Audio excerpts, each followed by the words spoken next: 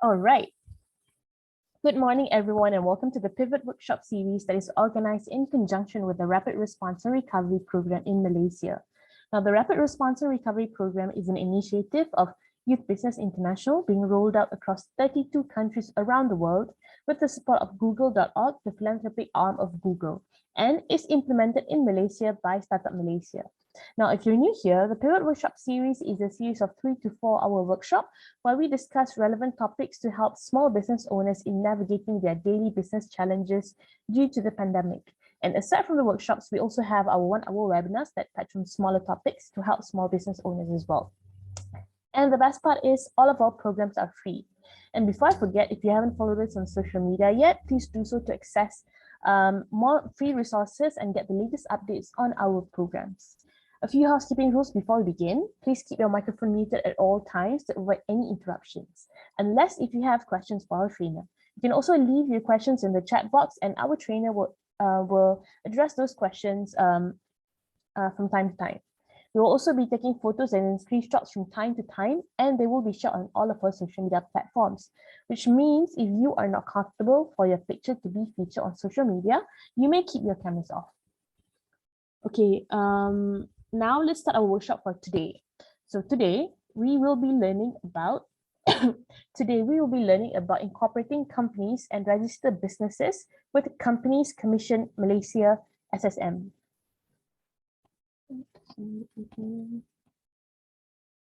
So we have our trainer today, Ms. Ravin from SSM, to teach you further on incorporating your companies and registered business.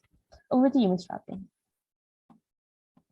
Thank you, Arina. Thank you for the kind introduction, and thank you for having me for this continuous effort by startup to train our entrepreneurs. Okay, good morning, ladies. I'm going to share my screen with you all, and while I'm actually sharing my screen, okay, Arina, can you confirm that you can see my screen? Yes, I can see your whole slide. Okay, let me put on presentation slide. All right. Okay. Yep. So what I'm going to do is, while I'm presenting, if you have any question, you can drop your questions in the chat box, and I will ensure that we have probably, because normally I notice lots of questions are there. So if, let's say, in between of my presentation, I think that maybe those what the topic that I'm discussing, probably I know that audience will have some question. So I will probably ask you whether you have a question, and I can respond to you immediately. Otherwise, we will allocate some time just before I end the session, maybe about half an hour or 20 minutes to address all the questions that you have.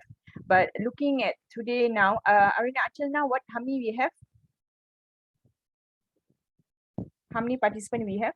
Same number. Same number? Yeah. Okay, so since we have very small group, probably at the end later, when we have time, maybe we can allow Arina, the participant, to unmute themselves rather than you typing the question, and you can ask me, because if, let's say, the crowd is small, we can manage that. Definitely can. Yeah. Okay, now without a further ado, I will now dive into my presentation. So if you look at the first page of my presentation, I'm going to actually talk about the registration of business, incorporation of companies, and also limited liability partnership. So what I'm going to do is I'm going to take you through the procedures, how actually you can actually register a business, and what's the function of business, what is the benefit, and what is the difference between a business, or for instance business and company. Sometimes people they don't know, they want to do some kind of business activity, but they don't know whether I should form a business, should I form a company, or should I form a limited liability partnership. So I'm going to actually tell you a little bit of difference on that. But I also believe that some of you all who are present today, probably you already have started some kind of business activity. Probably you have already registered a business, but maybe you want to know more details about that. Yeah. So yeah, so basically that what is I'm going to talk. So here is basically the overview on uh, uh, my presentation until 12 o'clock. So I'm going to talk, as I mentioned, about business, termination of business, characteristic of company, how you incorporate a company, who are the players in the company, compliance and regulatory requirement for companies, how you close a company. You already incorporate a company, but you don't want to do the business activity. What you should do? Can you just leave it like that, or you should actually close it? And you can also talk a little bit about limited liability partnership. So limited liability partnership is, I would say, a relatively a new vehicle of doing business activity in Malaysia. New, not so new, because it was already introduced in 2012. Yeah, so it's already been like some time now. Okay. So um, in terms of type of business vehicle, you see, when I use the word business, a lot of people get confused. They say, hey, even company is a business, even limited liability partnership is a business. But why you are saying business? Actually, there is a law, there is an act on this, on a registration of business. Now, business here means if you are doing some business activity, but you are a one-man show, okay? Or in other words, means sole proprietor. You're the only one person there.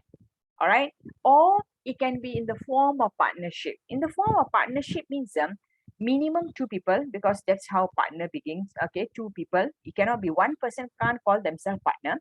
At least two people, but not more than 20 people.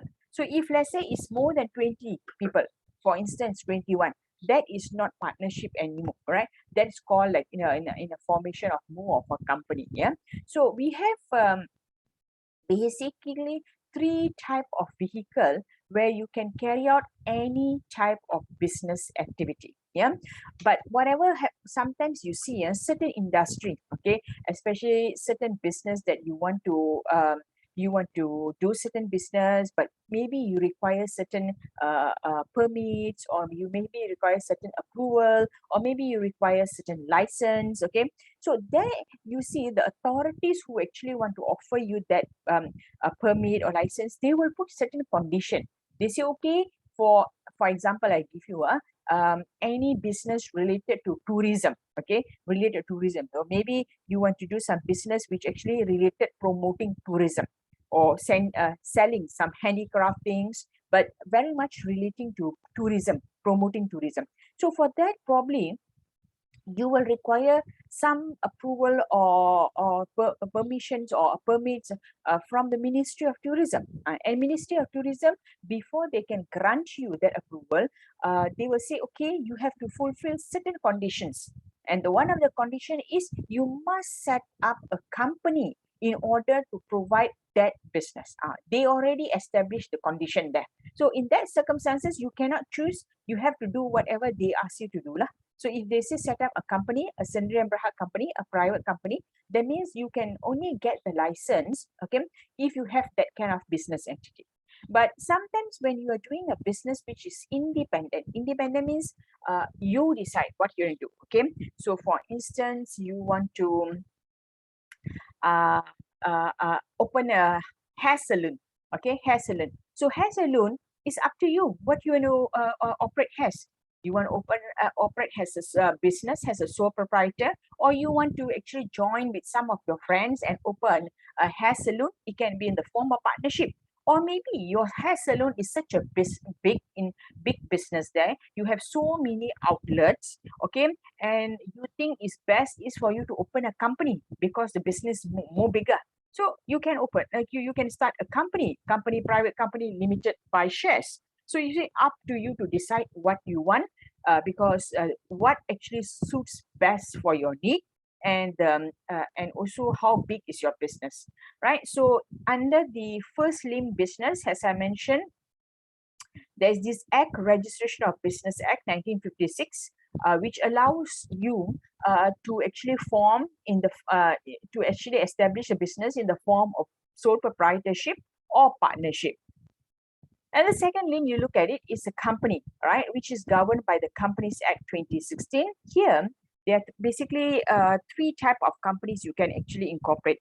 Either limited by shares, which can be your private company or public company, or company limited by guarantee. But here, company limited by guarantee, normally they operate, okay, but not to make profit. They are more of charitable organization. So anybody who wants to say, okay, we want to set up some kind of NGO, we want to help all these um, uh, what we want to help all the single parent mothers, okay, to actually venture into some business activity, and for that we are actually getting some fund from the government, okay, and we want to do this, and for that one of the condition is we have to establish some kind of company. So here you will actually establish company limited by guarantee, because they are not making profit, but they are doing a lot of charitable kind of activity. The third type is unlimited company. Unlimited company is similar like company limited by shares. It's just here unlimited means the liability of the members, which is the shareholders, is unlimited. And the third limb you see here is LLP, Limited Liability Partnership, which is governed by the Act itself, which I said earlier, introduced in 2012. And this one is a combination of business and is a combination of a company. So later when I talk about it, you can see is actually have some characteristic of business and some characteristic of a company. So this, the third vehicle, is a very flexible vehicle, right? So later I will talk about it, then you will be able to see the difference. Now let's look at the first one, which is business registration. So as I say, this is governed by the Act itself, which is a very old Act. You see, 1956, yeah, even before our independence, right? So 1956, and when I talk about it later on, you will see a lot of way how this business can be registered, how this business can be carried out. Very olden days, old fashioned kind of doing business, because the Act is very old. So this Act actually is in the midst of being reviewed, and probably they will introduce new elements under this Act by probably repealing the Act or amending the Act, because now people are doing business now, everything digital, everything is online. And if you look under this Act, there's nothing mentioned about online, because during 1956 there was nothing online, right? So all these online business are not covered under this Act. So because of that, the regulator thing, they have to amend this Act to actually govern and monitor the online business that are now going so diverse. Especially now during the pandemic, we can see basically everybody is doing every type of business online today. So there's so much of digitalization. So this is one thing that moving forward, the Act will be actually amended. Okay, so in terms of number of people who can actually can be part of these vehicles, okay, just give me 1 second. I need to close the window. It's the dog, neighbor's dog is barking. 1 second.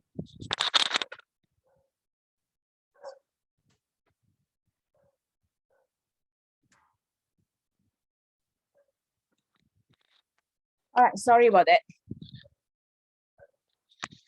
So in terms of sole proprietorship, you can, as I mentioned earlier, 1%. Yeah. So in terms of partnership, minimum 2 and maximum 20. In terms of a company, if let's say the company is a private company, actually now there's a little bit of here, is actually 1 and maximum 50. All right, I need to amend this, but it's now you can do it with 1, okay, instead of 2, 1 and not more than 50 for private company. Yeah. Now, if you look at the definition which is provided under the Act, what is business actually? Before you can register your whatever activity you do, You want to know whether this falls under the law or not. And the law under the Business Registration Act has defined business. What does business mean? It says every form of a trade, commerce, craftsmanship, calling, profession. That means if you're doing a business, professional, maybe you are a consultant, or maybe you're a accountant, auditor, maybe you are a designer. So that is all professionals, right? And other activities carry on for the purpose of gain, but does not include any office, employment, or any charitable undertaking or occupation specified in the schedule. So it means if you are employed with somebody, that is not a business. You are getting salary, but that is not business. If you're doing a charitable activity, but there is no gain, because here the word you see I have highlighted here is gain. Is gain, right? So here the activity must be linked to gain. Gain means you do something, in return you get something. Yeah, but you see, when you do charity, you do something, not necessarily you get something in return, right? Maybe you get something in return, but not in the form of profit. Maybe you get some service, you provide some charities to some people, and in return those people provide you certain kind of charitable services. All right, so here what I meant to say is no more monetary element is involved, right? So if let's say you are doing any kind of trade, commerce, craftsman, professional business or calling, but there is a gain, then under this act it is classified as a business. Now once what activity you are doing is classified business, it will simply mean that you have to register that activity with the law. You have to register in the sense of you have to open either sole proprietorship or partnership. Now, you see, because this act is very old act, they also have certain exceptions under the act, right? They say if you are selling something, okay, from place to place or other person's houses carrying to sell or exposing for sale, such as food, ring, goods, wear, except a person carrying on such occupation in or in the form of building. Now, what is in a layman's term? What is saying? Now, they say if you're selling something, you put the word sale, but you go from people's house to house. Remember those days people do business, for example, selling nasi lemak. Okay, maybe you can see that those days is young children, okay, during school holidays, or even a makcik also, they sell nasi lemak, kuih, they carry in their basket, they go house to house. Those days lah, for those who remember, those who are still young, probably you don't know all that because it never happened during your time. But I would say during the 70s, 80s probably, yeah, 80s also was still there, but 90s no more then. But this was the way people were doing business. So this axis, okay, if you're doing all that, that is not classified as a business. That means the machi who is going from house to house carrying her basket selling nasi lemak, even though she put somewhere in the basket, whatever, for sale, one nasi lemak, one ringgit or whatever, but she doesn't have to actually register that because that is not classified as a business.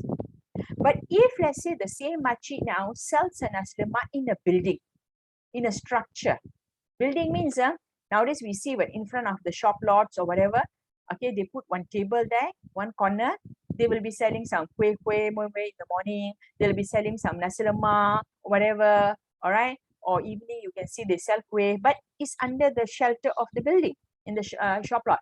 So that the law say if there's a building, then you have to actually register. Yeah, because then it's business really.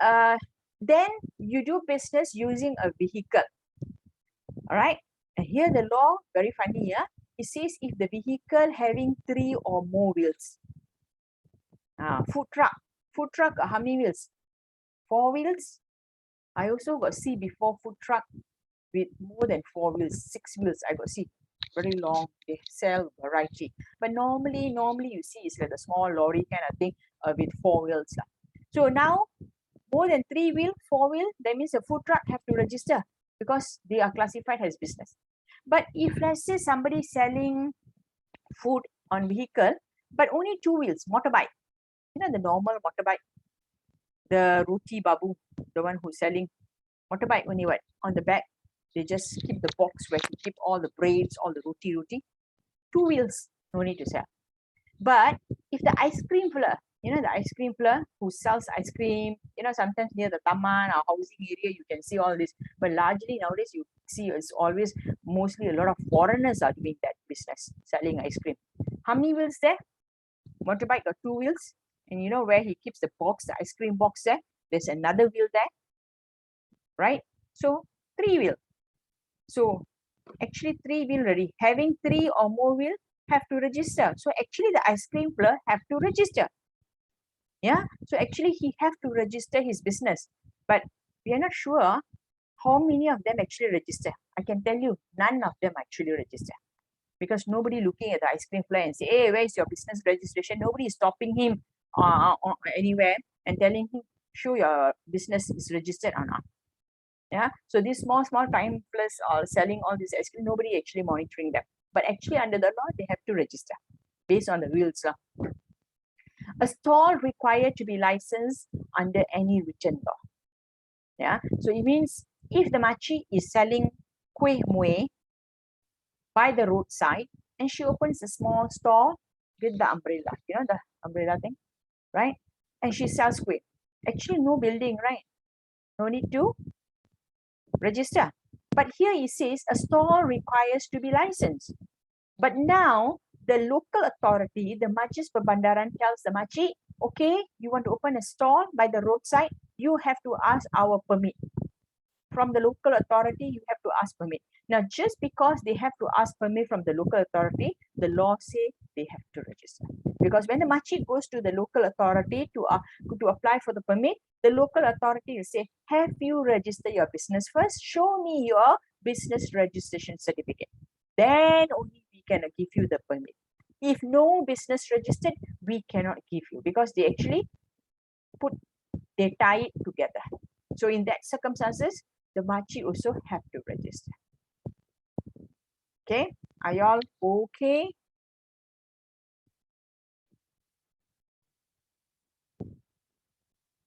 Okay, I want to see the chat box. Are we okay? Can somebody respond that you are okay? So that I know that I'm not talking alone. You are there with me. All right. Balkis, thank you. Thank you, Barry. All right. Okay, so far clear? Okay, so this is what business means. I'll move on. All right. Once you know already your activity requires registration. Now the question is, who can register business? Under the Act, under the Business Registration Act, it says if let's say you are doing your business alone, the proprietor itself, you yourself.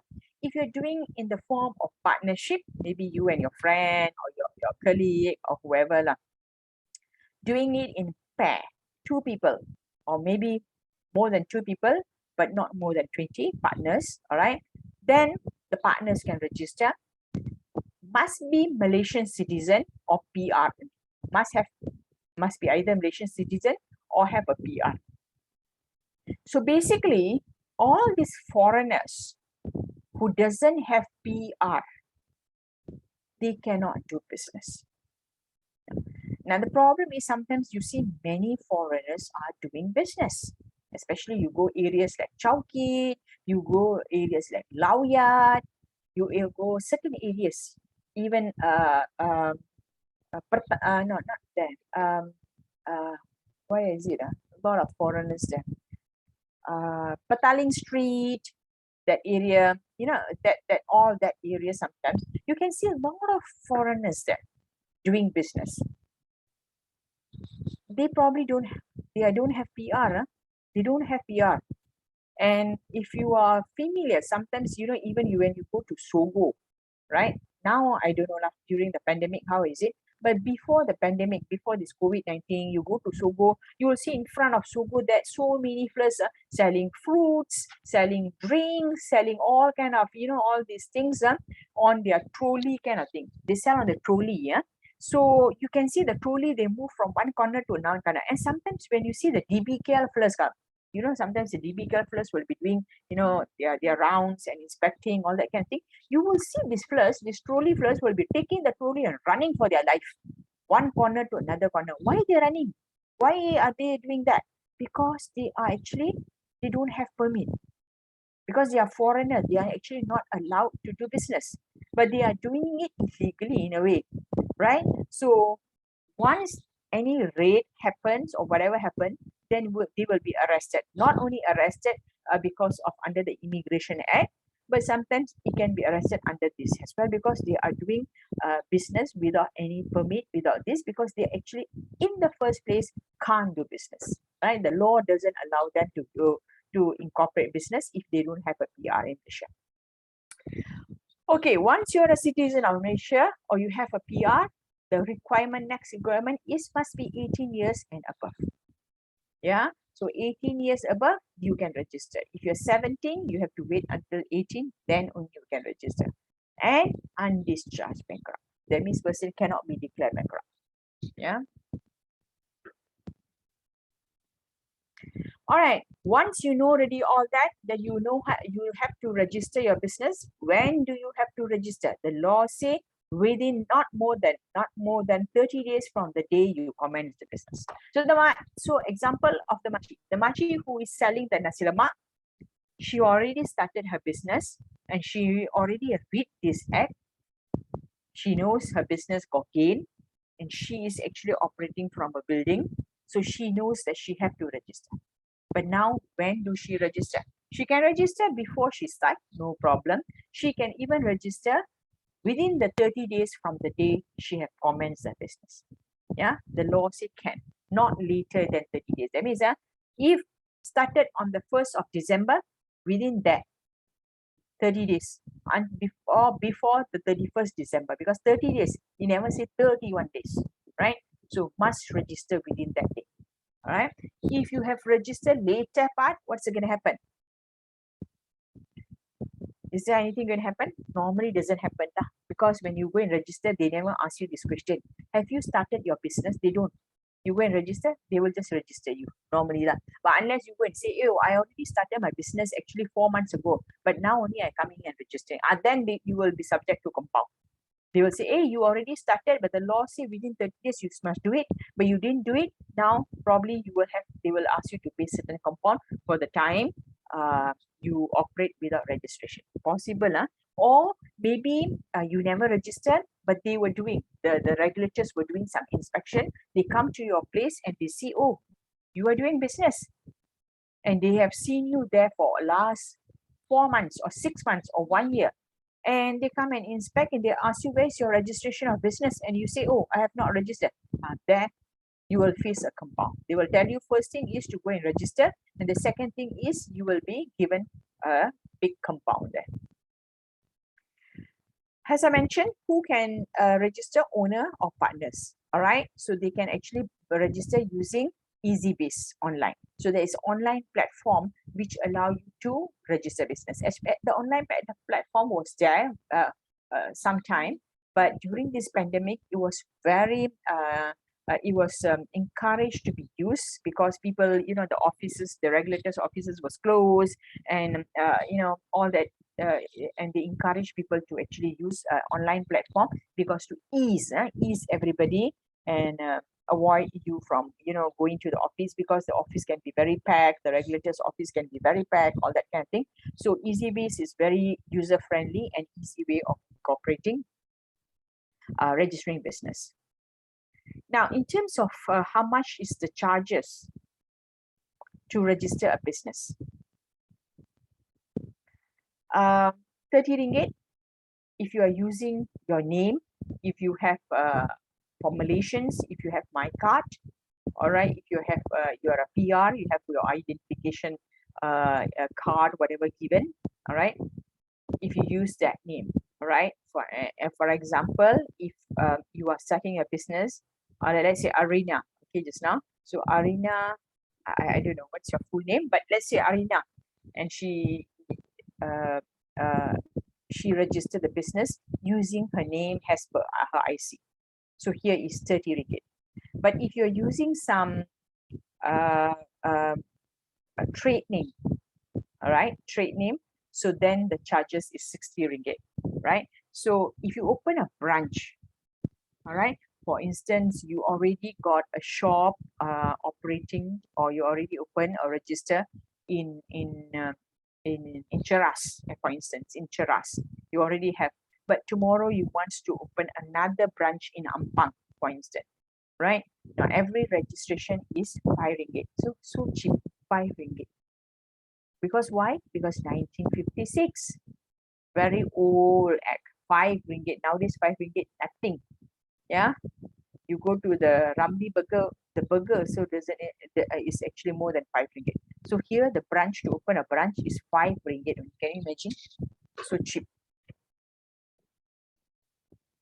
Here's some example. Using, sometimes people get confused using name as per IC or PR card or trade name. So here I highlight to you, like, Ali bin Ahmad, name as per my card. Leong Ah Kyong, Lakshmi anak perempuan Tusami. All right. So these are all names where if you register using these names, you seldom see people doing that. Those days got all these shops selling groceries, all these small kedai runcit. You will see whatever they are named there. Okay, example Lakshmi anak perempuan Mutu Sami. They will put that you can see on their signboard. But nowadays people hardly use this kind of name as per their IC. But if at all business is registered based on the name of IC, then it's 30 ringgit. And once you want to get the printout of the registration as a proof, then you have to pay 10 ringgit. So once you have registered as a sole proprietor alone, and tomorrow you say, okay, somebody else, your friend wants to join you as a business. Can you add on? Cannot. Now you have to change into a partnership. You cannot add on to sole proprietor. So let's say you already started sole proprietor. For example, just now Ali was the sole proprietor of the business. Then tomorrow Ali and Leong wants to join. Leong wants to join Ali. So cannot. So they have to form a partnership now. They cannot continue from what Ali had. So they have to close the Ali thing and form that into a partnership and register under a partnership. You cannot add on.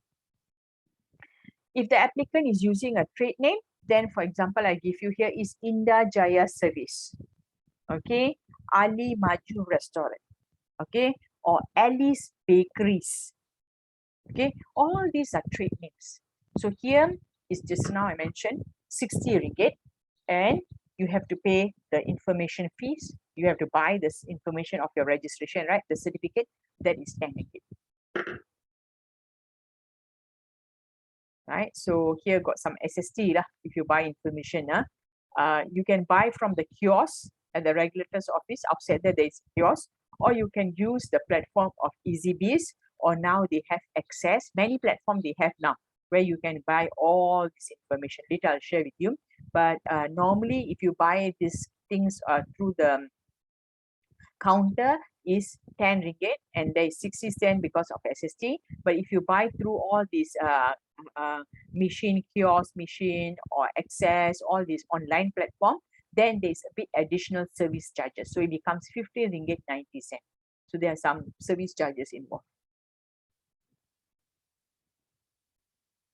All right, so you want a copy of certified through copy of your certificate of registration, you can buy copy of business share for each page, because there are pages. First page is just registration, second page will have information about your the owner's address. So each page will be 1 ringgit something plus SST 6%. Yeah, so as I mentioned just now, if you do any of this transaction using online, you will be subject to some service charges, and you'll see the price becomes a bit expensive, like 15 ringgit 90 cents. Okay.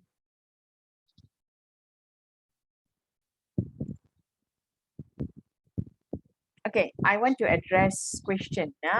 Let's see. Let's go to the chat box meantime quickly. I see means if we do this, we need a permit. We do this. Chong, do what? I missed which part was this question. If we do this, we need permit. You can unmute yourself if you want to clarify because I don't understand do what.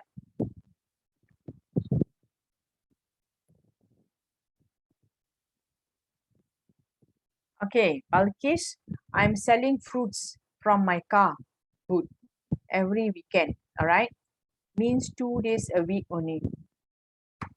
Do I have to register? Okay, because yeah, okay. We go back to the slide down. 1 second.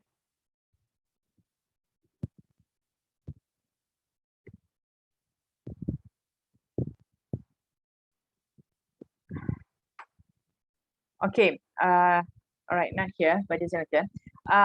Balki's question just now, where she said if I'm doing this 2 days a week only. Now the law actually say you do any activity continuously 2 days in a row. That means today you do, tomorrow you do, you have to register. Now, Balkis, your question is I'm selling fruits from my car booth every weekend. Means 2 days. Is it continuous? Or Yeah, so continuous like Saturday, Sunday, but I do every weekend. So you see the funny part of the law is they say if you do any activities continuously 2 days in a row, continuously 2 days in a row or more, then you are subject to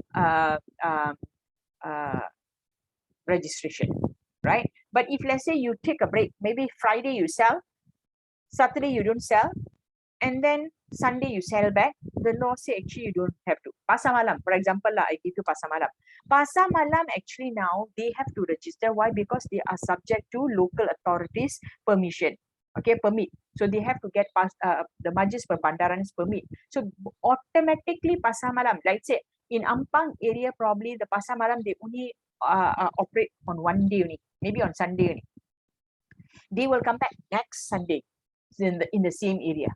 All right, but why they are subject? Because they are subject to the local authorities permit. So when it's subject to local authority permit, automatically they have to register their business. But now pasar malam is very tricky because very difficult to monitor. Actually, some pasar malam are actually operating daily. Today in Ampang, tomorrow in Cheras, tomorrow after like in Bangi, here, they move.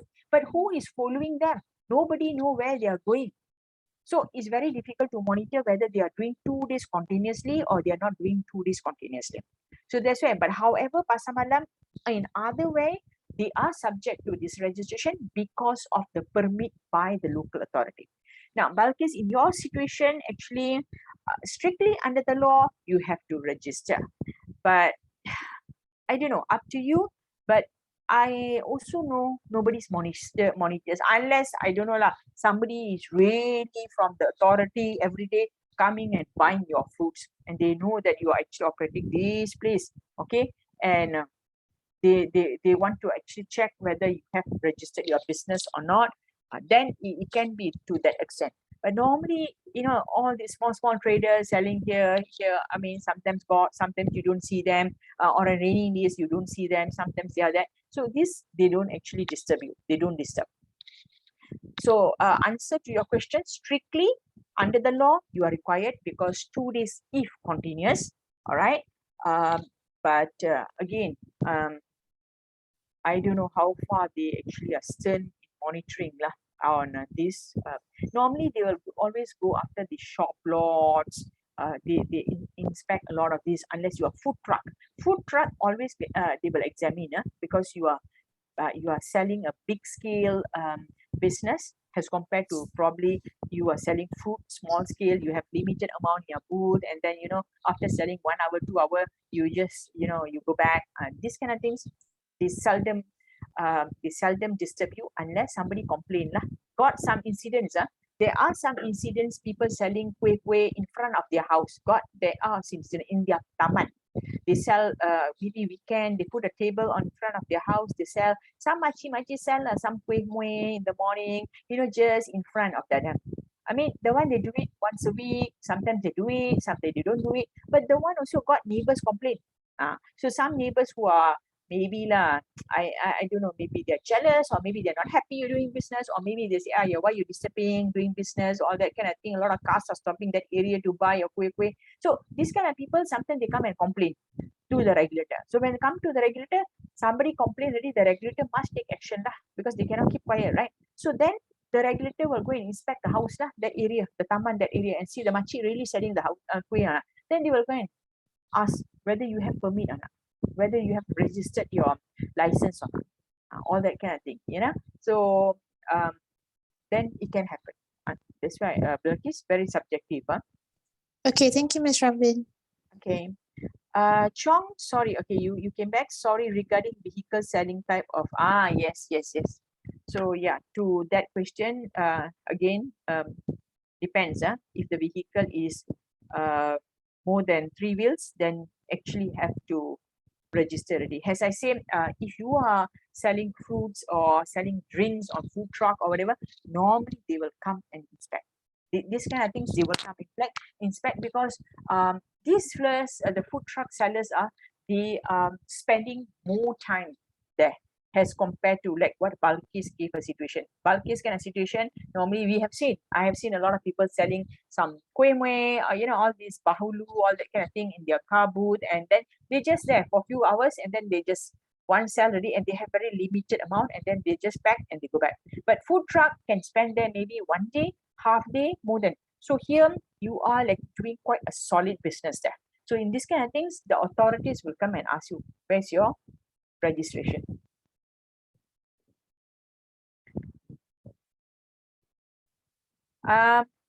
Kim Chiang have a follow-up question. Means we need a permit to sell after SSM's registration? Yes. You see why, Chong? Because a part of you registering with SSM, the Majlis Pembandaran also will come and disturb you. Yeah, the whatever Majlis Pembandaran, or even if you are in KL area, the DBKL plus, they will come definitely, because you cannot on the roadside wherever. Actually, you are not in front of the shop lot or on the corner of the lorong. You are not allowed to sell. You cannot sell unless you have permit by the local authorities.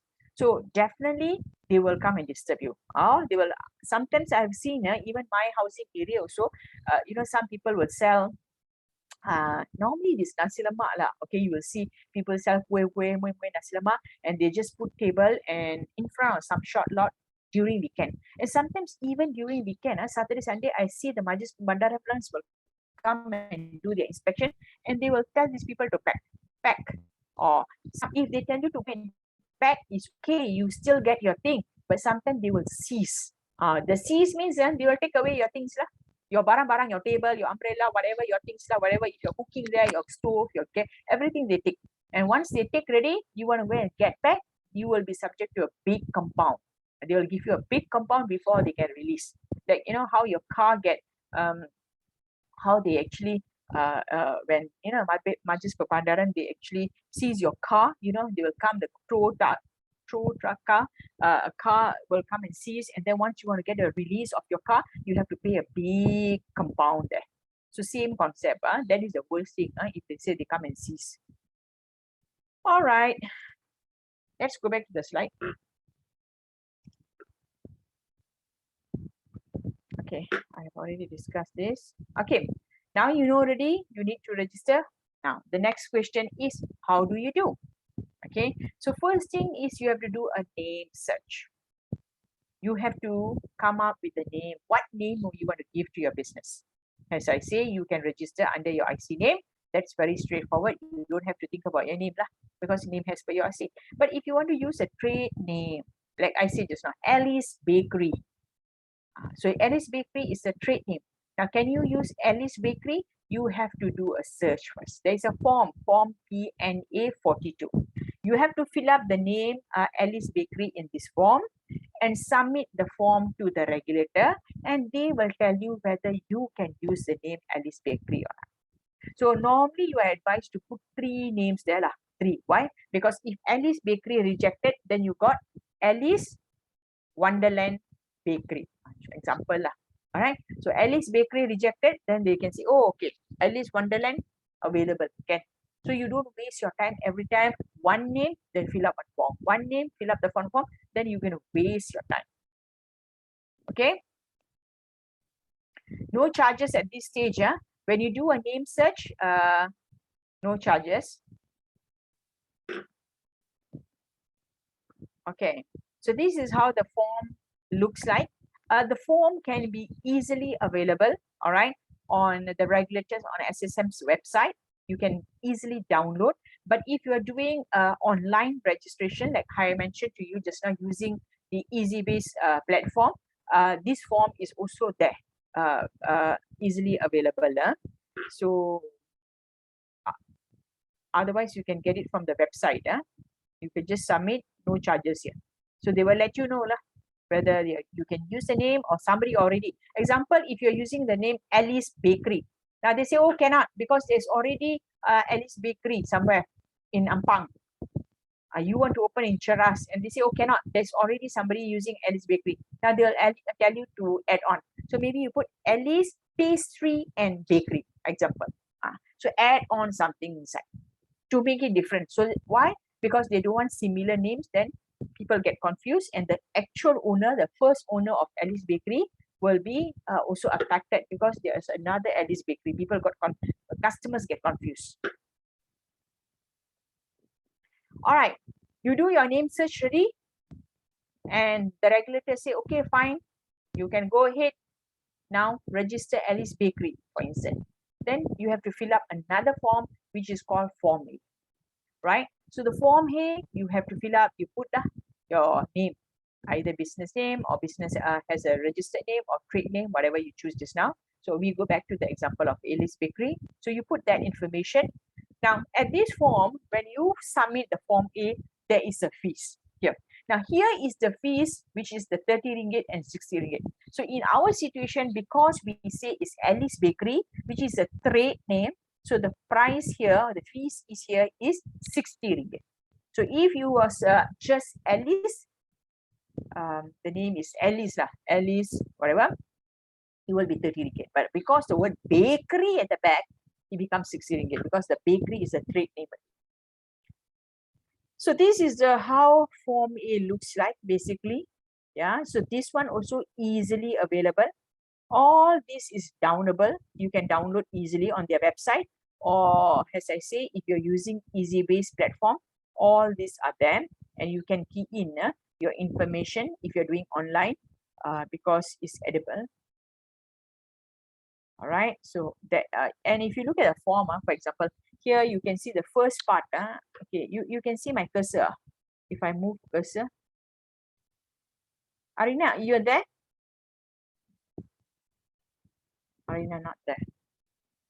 Okay, doesn't matter. Okay, if you can see my cursor, I'm moving. Okay, so here is this whole box here is you put the Hi, Miss Ravin, sorry, I'm here. Okay. Yes, I can see All right. it. Okay, can. All right, so you see here you put the details of the business. Detail of the business. Okay, what's the name? Okay, incorporated when? Where's the address? Like just now I say, let's say the address is in Cheras, Bandar, all that kind of put. And what kind of business? Oh, okay, it's a bakery. So making baking cake, selling cakes, pastries, or maybe also you are selling all the bakery ingredients, all the flour, okay, all that kind of thing, okay, tools, all right, or whatever tools for bakery, anything related to bakery. So you put all the information here. Now, here is there's a tricky part. The tricky part, if your business name is Alice Bakery, but there you put okay, selling cakes, pastries, and what selling cakes, pastry, and sandwich. That's it. That's it. You put that. You stop. Then in your shop, you cannot sell other things beyond this. You cannot sell the ingredients for making pastries. For instance, the flour, or maybe some other accessories for decorating the cake, or maybe some other garnishing things like, all these cherries or whatever, or maybe some tools for decorating the cake, you cannot sell because you're already limited. If you want to sell all that, then you have to put it any other related, okay, whatever, in relation to this business of bakery or pastry, whatever, very general, or trading something, you have to use that kind of thing, then you are allowable. If you restrict, then you will become very restrictive. Yeah, so that's why sometimes you will see, especially all these shops which are selling, what do you call that? Hardware shops. Yeah, hardware shop, you see they sell so many things inside, variety of things. You go to hardware shop, you can get a lot of things. So normally you see they use word trading. Why trading? Because trading is very wide. You are saying, okay, I'm selling barang-barang logam. Okay, for those who understand English, Malay, so you are selling all these things which is related to all these like DIY, all this kind of thing, hardware shops. So they sell all these things related to uh, uh, uh, barang-barang logam, like I just now say, okay, anything to repair your all these things lah, all these things. But they use the word trading there. Trading means general trading. They normally use the word the general trading, means it opens very wide. So that means can be any other things, not focused to this, but any other things related to that the main things that they're selling. So you see, in a bakery, you can say, okay, Alice Bakery, and let's say Alice Bakery Trading. So in your description here, then you will say selling bakeries, selling pastries, cakes, sandwiches, and other things related to baking, cakes, ingredients, whatever. I'm not too sure how you're going to actually spell it out. All right. But you can put that. That means it's wide already. You're opening the door wide. So anybody walking in shop or the regulators walking, oh, they say, okay, matching, because you are also mentioning that you are very general. You are also selling the things which are required to make cake or pastries. Apart from you selling the product which already cooked, you are also selling their ingredients. Okay. All right, this one, the last part is only if you got branch. If you don't have branch, you don't have to fill in. The second part is where information of the owner. So if let's say it's only sole proprietor, only here you will see. If you got partners, then one here, then one here lah. Sorry. So two here, the information of partner. So if sole proprietor or partners, the name, house address, okay, date of birth, all that, alamat kediaman, your residential address, yeah, handphone number, telephone number, all right, handphone or even landline, whatever. You have to put all the details here. And this part is for the regulator to approve lah, SSM to approve. Okay, that is how the form. So now for those who want to do online, here is this lah, EasyBiz online service. You go to this link, you click, then you will get all the details. You go under that and you go under business registration. You read business registration guideline. So they will take you step by step. Okay, how do I register my business? How I do this? They will take you, the guidelines actually take you step to step. So this online service is available 24 hours, 7 days. That means day and night. You can sit in your house in the middle of night, 12 o'clock. Also, you can actually register a business. No problem, because it's online platform. All right, so owner, as I mentioned, either business partner should register has EasyBiz owner user. First, you have to register as the user of the service online. Okay, that means that you will enter your password, your username, like any other application you register, you have to do all that. So same thing. Then you have to be present at the nearest SSM office to verify your lifetime activation. So once you register really with the EasyBiz online system, you have your password, you have your username, everything, then what you are required to activate it once. Now, for that, in the past, before the pandemic, you have to go to the nearest SSM office, take your IC and go and verify and activate it. Okay, but during the pandemic, because as I say, people cannot move around, there was restriction of movement, the office of the regulator was not operating, but people still want to do business. People still want to register. So they have actually introduced this QR code. Yeah, so they have actually introduced this QR code which you can actually download and you can verify through that your to activate your EasyBiz. Yeah, so this was actually introduced, and how to get access to that, you actually can go to SSM website. They actually have mentioned that the QR code you can actually download, and from there you can actually verify uh your user by activating your account for EasyBiz online. All right, so kind of business that you can kind of services you can use through the EasyBiz online is can register your business, change information of your business. Change information means maybe today you are doing a business of bakery. Okay, so you see bakery now very difficult competition. A lot of people are selling cakes now. Ever since lockdown, everybody, all the ladies sitting at home, everybody wants to sell pastries and cakes and cookies.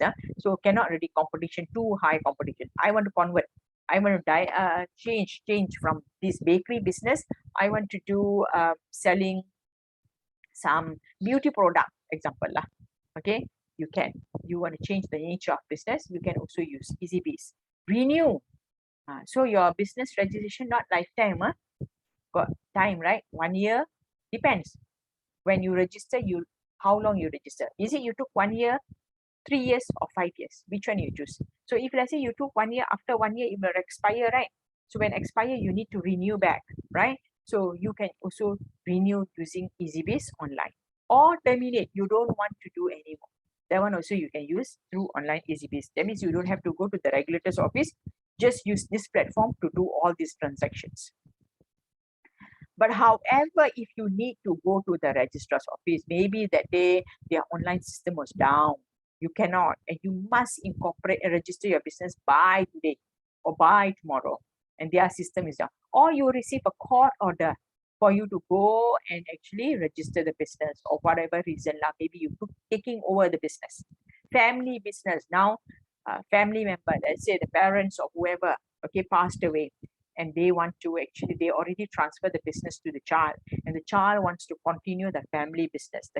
Now the child receive a court order because there is an estate, and because of that they have grant of probate. Maybe the parents or whoever the family member have left a will, so under the will they have given that business to the child. So the child now got a court order to actually run the business. Now the child have to actually register the business under the name, under the child's name. You cannot continue under the father's name. The father is already died. When the person died, the business actually basically are not active. It dies together. So if somebody physically wants to take over the business, they have to re-register the business under their name. So here the child have to register. So maybe you got a court order. So for that, using EasyBiz, because you have to exhibit the court order, very difficult. You have to go to the registered, the regulator's office, right? You have to go to their counter. Then again, you go with all this form A or that kind of thing. You can go. Normal circumstances, they don't encourage you to come unless there is something wrong with the system or some problem, or maybe like I say, you got a court order, whatever. Then they encourage you. You can go to their counter lah, which is at the level 70. Okay, what is some advantage of using this EasyBiz? All right, so as I mentioned, a lot of time is saved, hassle is saved, no queuing. You go to the counter, there's sometimes queue, a long queue. But now, ever since pandemic, the queue is not that long anymore because a lot of people are already using EasyBiz. Those days before they introduced EasyBiz, the counter used to be long. Okay, you have to sometimes wait hours and hours. All right, so these are some of the advantages. You can do it at home, as I say, at any point in time, in the middle of night, anytime. As long you got your device, which can actually upload this EasyBiz online service, and you got internet, so you can do it any point in time. Once you register already your business, then what the regulator will do is they will give you Form D. Form D is your certificate of the registration of business, which is very important, and you pay 10 ringgit for this. If you're buying it from the counter, it's 10 ringgit. But if you're using any of the platform to buy, even EasyBiz platform, whether you're using some service and you're using some maybe credit card to make a payment, then the payment becomes 50 ringgit 90 cent. Yeah, because as I said, there is involved of service charges. All right. So here, this form is very important. You have to keep. You have to display. That's why sometimes you go to any shop, you look at their wall, there will be some certificate framed and displayed. So one of the certificate is this registration with SSM. The other one certificate is their permit from the local authorities, the Majlis Pemandaran. So that one also have to be displayed. So that's why they will frame on and they hanging on their wall. So this is how it looks like when it is issued.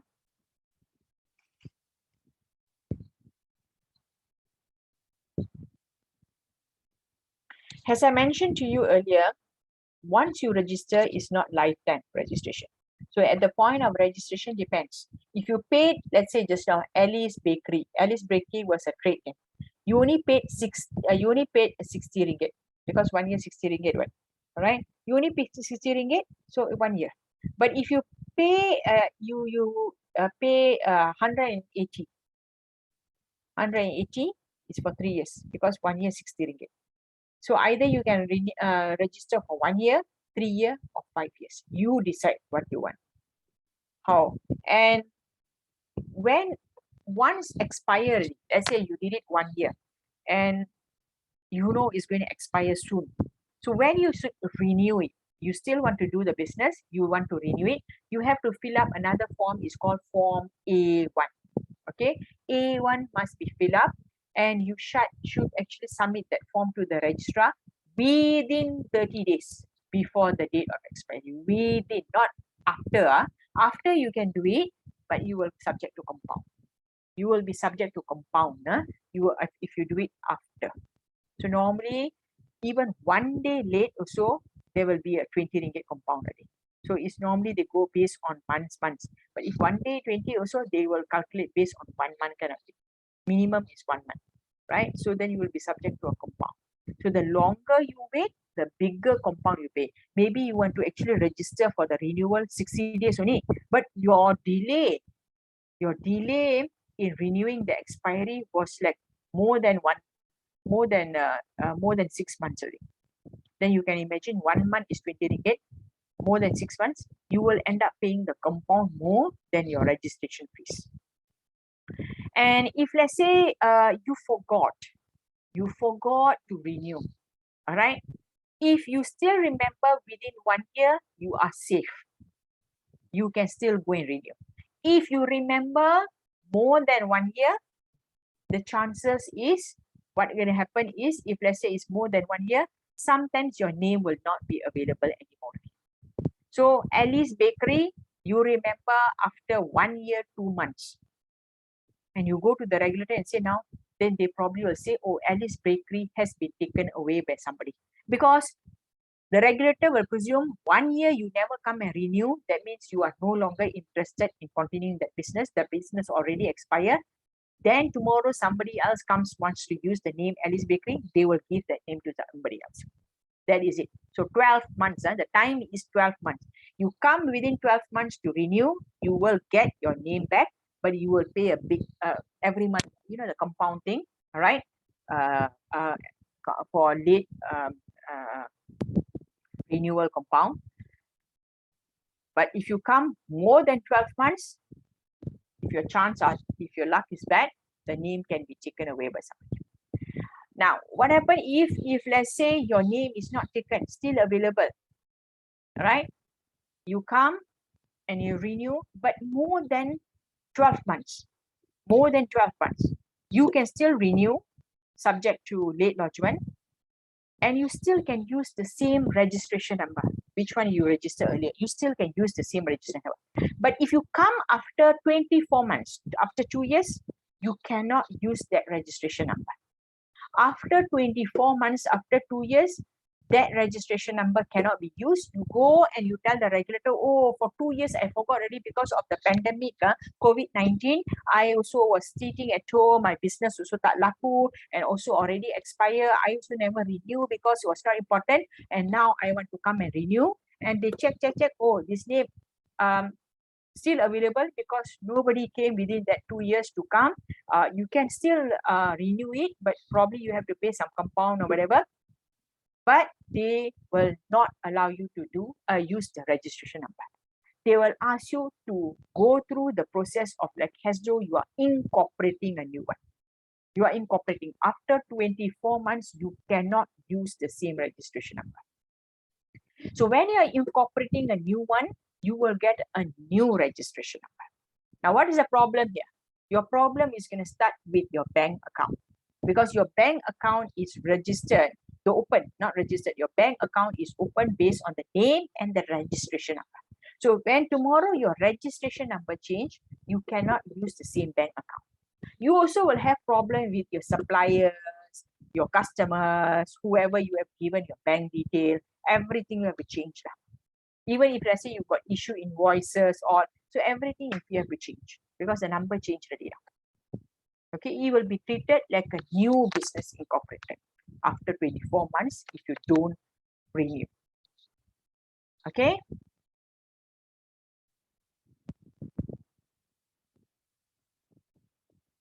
Sometimes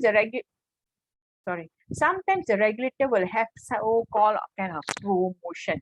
They will say, okay, you renew for 5 years. They only do this on some auspicious days.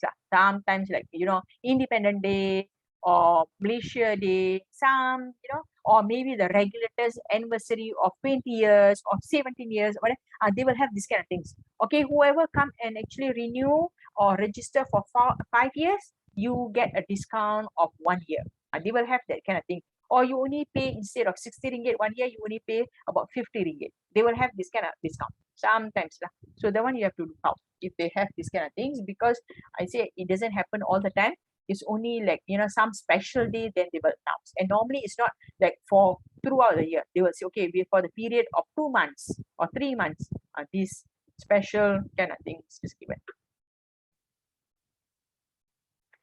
So this is how you renew. You have to fill up form A1.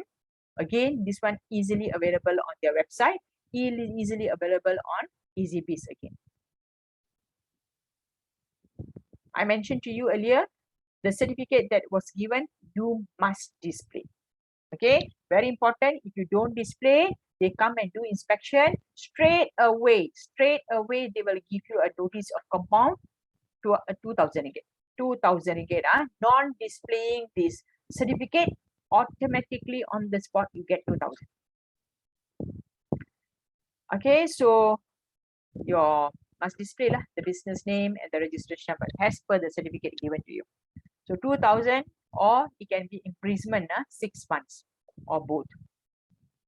If you don't seek imprisonment, always happens when they prosecute you.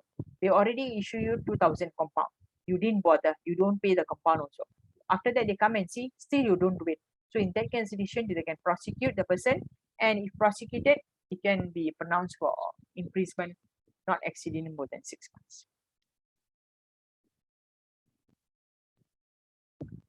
Sorry, okay. These are some of the offense under the act where a person carrying on the business without registering. Like I told you just now, we gave you an example of Makcik selling kuih. So she's selling kuih, but she never registered. So one day they come and actually inspect. For instance, if a real-time example happened, I think about 4 years back. 4 years back, there was some raid. There was a joint raid by SSM, by immigration, by police. All right, they raided some places because they got information. A lot of foreigners and a lot of people are doing business without registering. So the places they raided was Lawyat. The places, another one was Chowkit, right, and Petaling Street. So these are the places they went and raided. So they actually arrested many people and seized their goods, whatever. people who are actually foreigners, so those who are subject to immigration section, and also locals who are actually doing business without being registered, So action was taken against them. Their things all were seized, all that kind of thing. Continues to carry on business after the period of expiry. So this one is also offense. So you see, if your business have already expired, you don't go and renew, but you yourself remember it and you quickly go and renew it. Okay, fine. The only thing you have to do here is now pay the compound lah. But if your business have actually expired and you totally forgot and they come to your shop, the regulators, okay, the enforcement officers come to your shop and they were doing inspection and they discover that you're doing their business with the business expired. Here you will be subject to offense. So later I'll tell you the punishment. They can issue compound, all that. Here the C1 is without lawful excuse fail to comply with the summon. So if, for example, they issue you summon, okay, fine or compound, they issue you, but you just ignore, you don't do anything. So it can be an offense under C. D is where you provide false information. When you register your business, you have provided false information. So for example, you see just now I mentioned to you under Form A, got particulars of the owner, right? Address number, house address, telephone number, date of birth, name, date of birth, name, all you cannot lie so much because it will be based on your my card or your PR card, whatever card. But sometimes people can actually lie on address because they will say, okay, the address on the IC on the my card is the old address, but during the filling up the form, you give information about, you say that you have a new address, but you never give your address, you give your neighbor's address, for instance lah. Okay, so in providing wrong information, or you obstruct or resist the regulator from doing their duty. This one example, if you see the regulator are doing some inspection, all these people are in the uniform. Nowadays they got uniform, easy for you to identify. Before this, before 2019, they don't have uniform. They come in a normal clothes, so you don't know. Sometimes you don't even know that these are people from the enforcement office of the regulator because they are just wearing a layman's cloth. Very difficult, so you don't know. So what you do is once they come to your shop, you obstruct there because you remember that you have your registration have expired. You know already if they come, the first thing they're going to see your registration certificate. The moment they see expired, they're going to actually issue compound of 2,000. So once they come to your shop only, you pretend to close your shop. You try to actually close the shop, you obstruct them, you actually chase them out. Or they already halfway in your shop, you push them. Here is all that offense happen. Yeah. So in all these circumstances, the fine can be not more than 50,000, or it can be imprisonment not more than 2 years. From A to E, 50,000.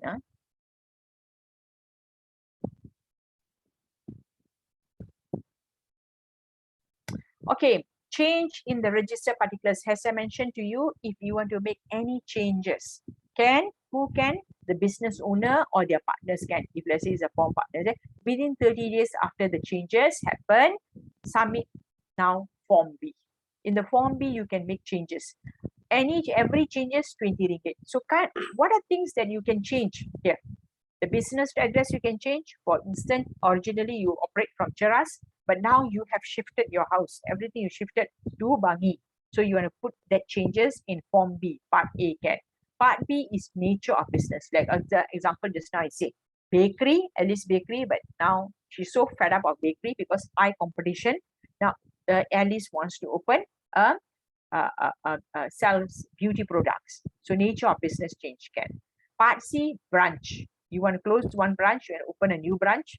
Part G, change of owner's particular. So Alice not interested to carry on the business, but now Salma wants to come and take over the business. Can.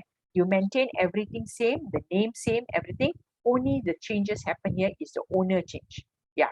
So that is part D of the form. So each change mentioned is 20 ringgit. Each 20 ringgit. So this is how Form B looks like.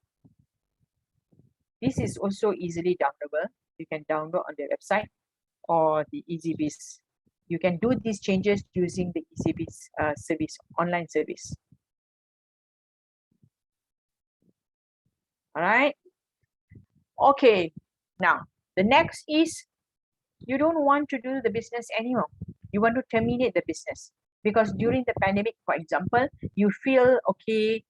People are not really into buying your coming to your shop, and you don't have platform of online.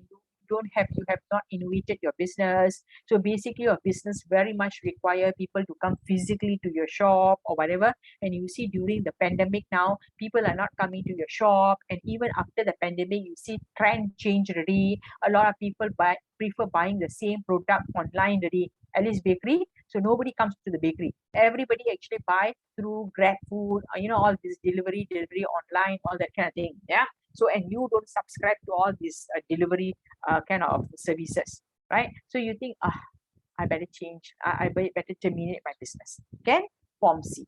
Yeah, so you have to fill up Form C. Here, no charges involved. It's actually free of charge. Yeah, this is Form C. Okay, this one, termination of business because of death. I mentioned to you earlier, right? Let's say the business was owned by a family and the business was registered under the father's name. Let's say the father passed away. Now the father passed away, and if let's say any family members is interested to actually take over the business, then okay, they have to come forward and change the ownership of the business under their name lah. But if let's say none of the family members is interested to take over the business, then they can close the business within 4 months from the day of the death of the person by Form C juga. They have to fill up Form C as well. No charges here. Okay, now we're going to go into the second form of the business vehicle, which is company. But before I go, I see any chat in the chat box. Any questions so far? There is no question so far in the chat box on business. Anybody wants to ask question, you can unmute yourself, because as I say, we got very small group. You can ask me before I jump into company. Miss Ravin, I have a question. You see, you know, when you go to places, you see a lot of these people like this, especially these days, you see all these blind people going around and ask for donations, right? But sometimes when you ask them, they say they're selling tissue. So what does that fall under? Actually, this one, if you go to any malls, all right, all the shopping malls, I have seen this plenty of them, especially you go to Sogo, you take a train along from the train station, you get down, has to go to Sogo, you lead, through the link to the train.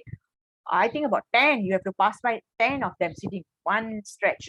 And even you go to NU Central from Brickfields, you take the escalator, you will see down there plenty of them, same thing like what you say. They're sitting there, they're actually asking for certain, they're asking you to contribute lah. Actually, they're asking you for some charity kind of thing. But in return, they give you tissue, because they don't want to feel like, like you are purely giving them charity, you're giving them like, some donation kind of thing, or, they don't want to look like they are begging or whatever. So they are doing like, when you give some contribution, they give you a tissue in return. So you can actually give 10 ringgit, you get a tissue also. You give 1 ringgit, also you get a tissue. Yeah. So your question, is it your question you're asking me whether this is business? Yeah, so like they claim to be like a business lah, because like they're selling tissue, right? So how? So legally, what does that fall under? You see,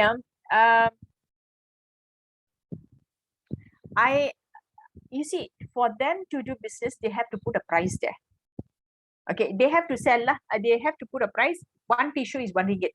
So everybody who passes there, who needs tissue, want to buy from the tissue, they cannot give the person 10 ringgit and get 1 tissue. It must be equal price for everybody. And that is business ready, yeah. Oh, so here, I see. Okay. So here these people, they want to justify they are not begging. I am telling you, they want to justify, because you see, when you put the element, oh, I'm actually begging, and I'm actually sitting here and I'm asking people to give me some amount of, donation in the form, I'm actually begging. Some people don't feel right about doing. So they feel like, hey, you give me something, whatever, I'm giving you something in return. So it's not so much of donation, not so much of begging, lah, right?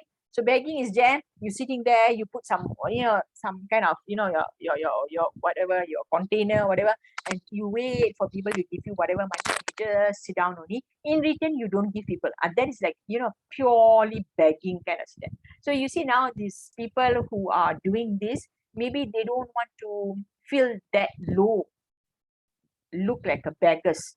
So they are, I am not saying this is a tactic, but they just want to justify to themselves. They want to justify themselves that, we are not doing begging. So they are giving you something in return. But again, to classify this as a business, I think is going to be very tough, very difficult. First thing, they don't have the, even they are actually sitting with tissues on their laps with a box of tissue or with their containers, whatever kind of thing. They don't have anywhere the label of sale there. Selling tissue, 1 ringgit, 150 cent, one. They don't have all that kind of thing.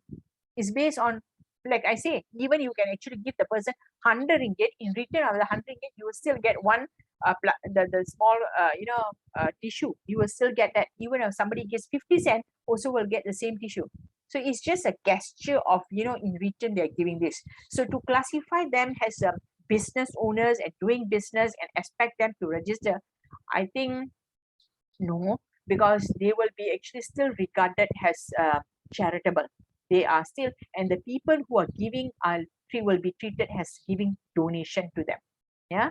So Balkis, I hope that I have addressed your question, because otherwise you have to get all these people who are sitting there selling tissue, and normally you will see either they are a bit they are handicapped, they are probably like what you say, just an example, blind, or they were, I have seen even sometimes refugees, all these refugees from Myanmar or refugees from Romania, they also sitting there with the kids. These ladies who are sitting, they will put one kid on the lap there, and but normally these people are more of beggars lah. They seldom give tissues. The giving tissues is normally happen locals, the Malaysians. They will sit there. Sometimes they are perfectly okay. I have seen some ladies, all these elderly ladies, aunties, there are nothing wrong with them. They're perfectly okay. But they still doing this because, but they will have tissue. I think it's in the form of begging, but it's just they don't want people to see them as a beggar. So they just have these tissues kind of thing. I've seen one when I went to Penang, I saw one lady, instead of tissue, she was having roses, artificial roses. So she was, anybody who actually put some money in her box there, and in return, she gives a rose. It was an artificial rose. So instead of tissue, she was giving rose, and people was like, getting roses. So it's just they are justifying that they are not begging. Okay, I have a question, Miss Gill. Can you introduce yourself? Your name, please. Okay, I unmute myself. 1 second.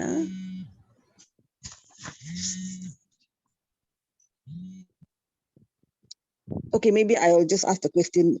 Two questions. One is on the termination. One moment. Can you hear me? Yeah, can you introduce yourself? Who are you? Your name, please? Okay, my name is Vimala, but I'm using my husband's. Okay, I can see your husband's picture.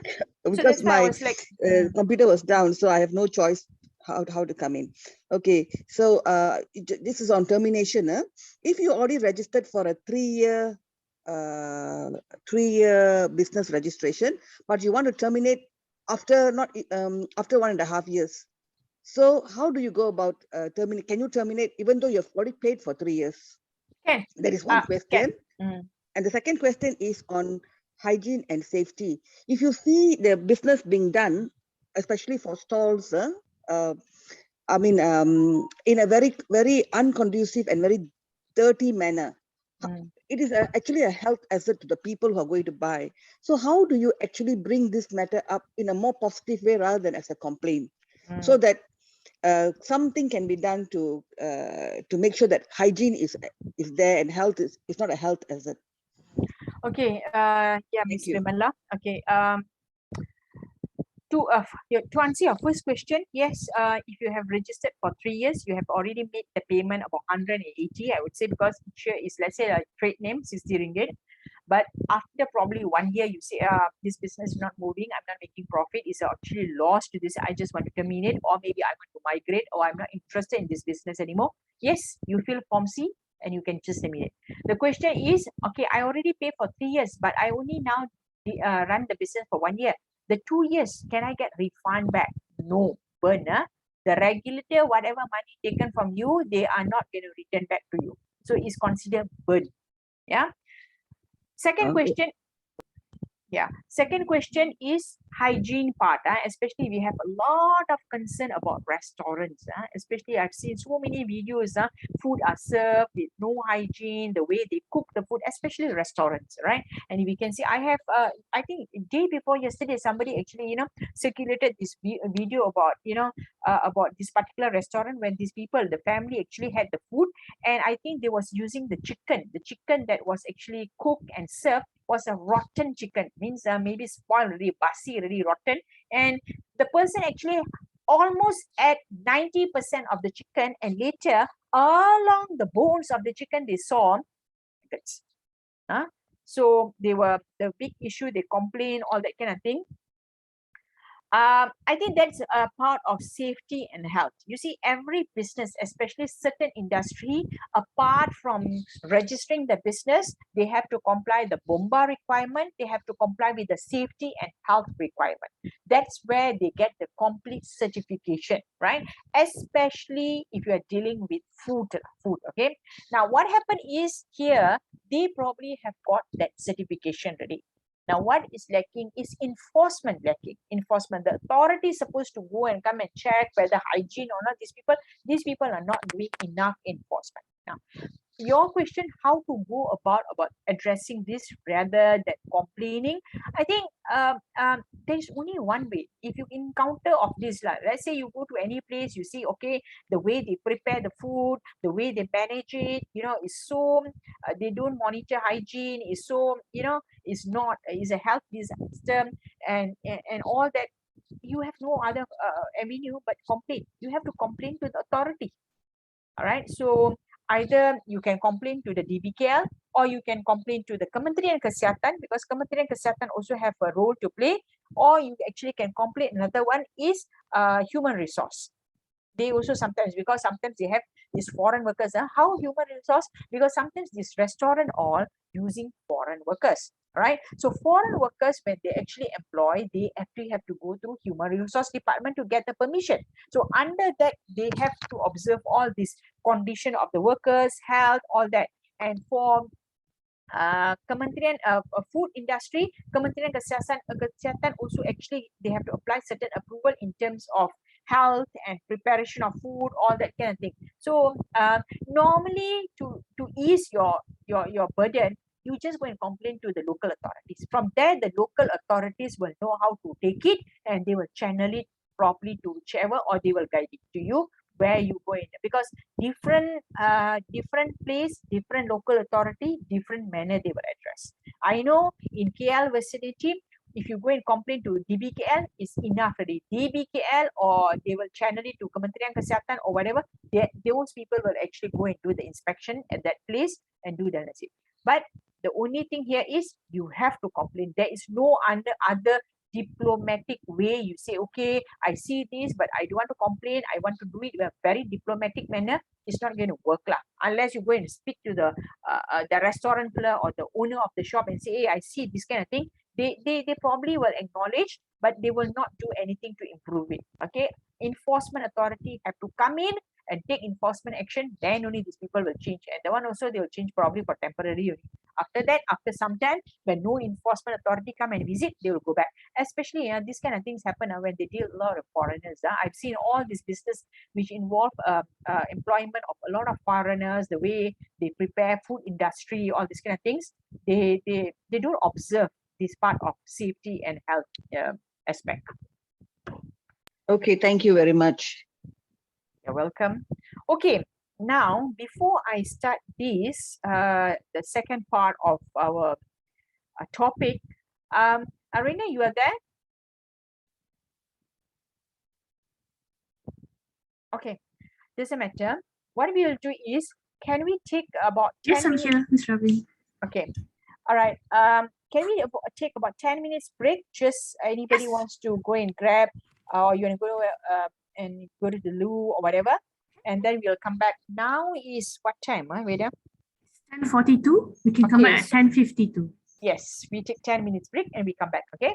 All right.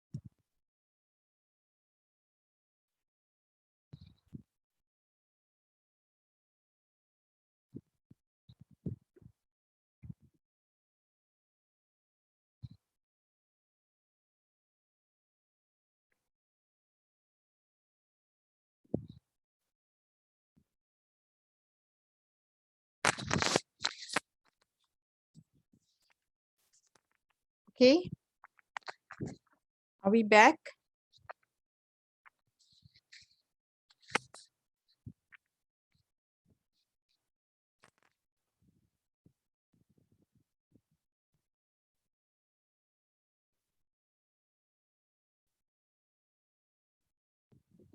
Yes, Miss Ravin, we can begin. Okay, we can start. Everybody's back. So right now I can see we have total about 15 participants.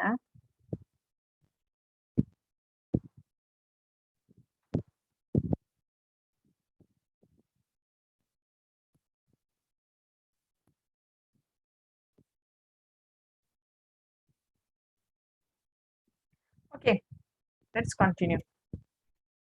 All right, just now I shared with you about business. Okay, so basically business, like we say just now, it can be in the form of a sole proprietorship or partnership. It can be in the form, it's basically, in other words, business are always, has enterprise. So normally they use the word trading, enterprise behind their names. So those were the ones just now.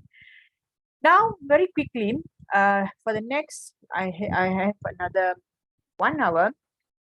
Yeah, about 1 hour, more than a 1 hour. I'm gonna share with you in terms of company and also a little bit on in terms of limited liability partnership. Yeah. So in terms of company, so company, we know normally when people establish company is where your business is bigger scale. You have more capital. All right, you have more capital or money to do the business. So that's where you will say you want to form a company. Yeah. So it's governed by an act which is known as the Companies Act 2016.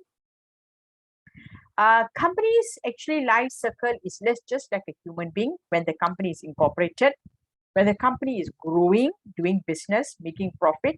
But if the companies are not taken care properly, the company can also happen. What can happen like human being? Okay, can be a death, right? That means the company will be wind up, or company will close, company can be struck off. Yeah. So the principle of a company, yeah, what is the difference between company and a business? The business that I talk about just now. Now, in company, you will have certain individuals, right? You have members, you have shareholders. Shareholders are the people who are actually investing into the company. They don't want to be involved in the business of the company, but they are investors who are investing in the company. And these investors, what are they are interested in? Profit. They want in return of dividend, right?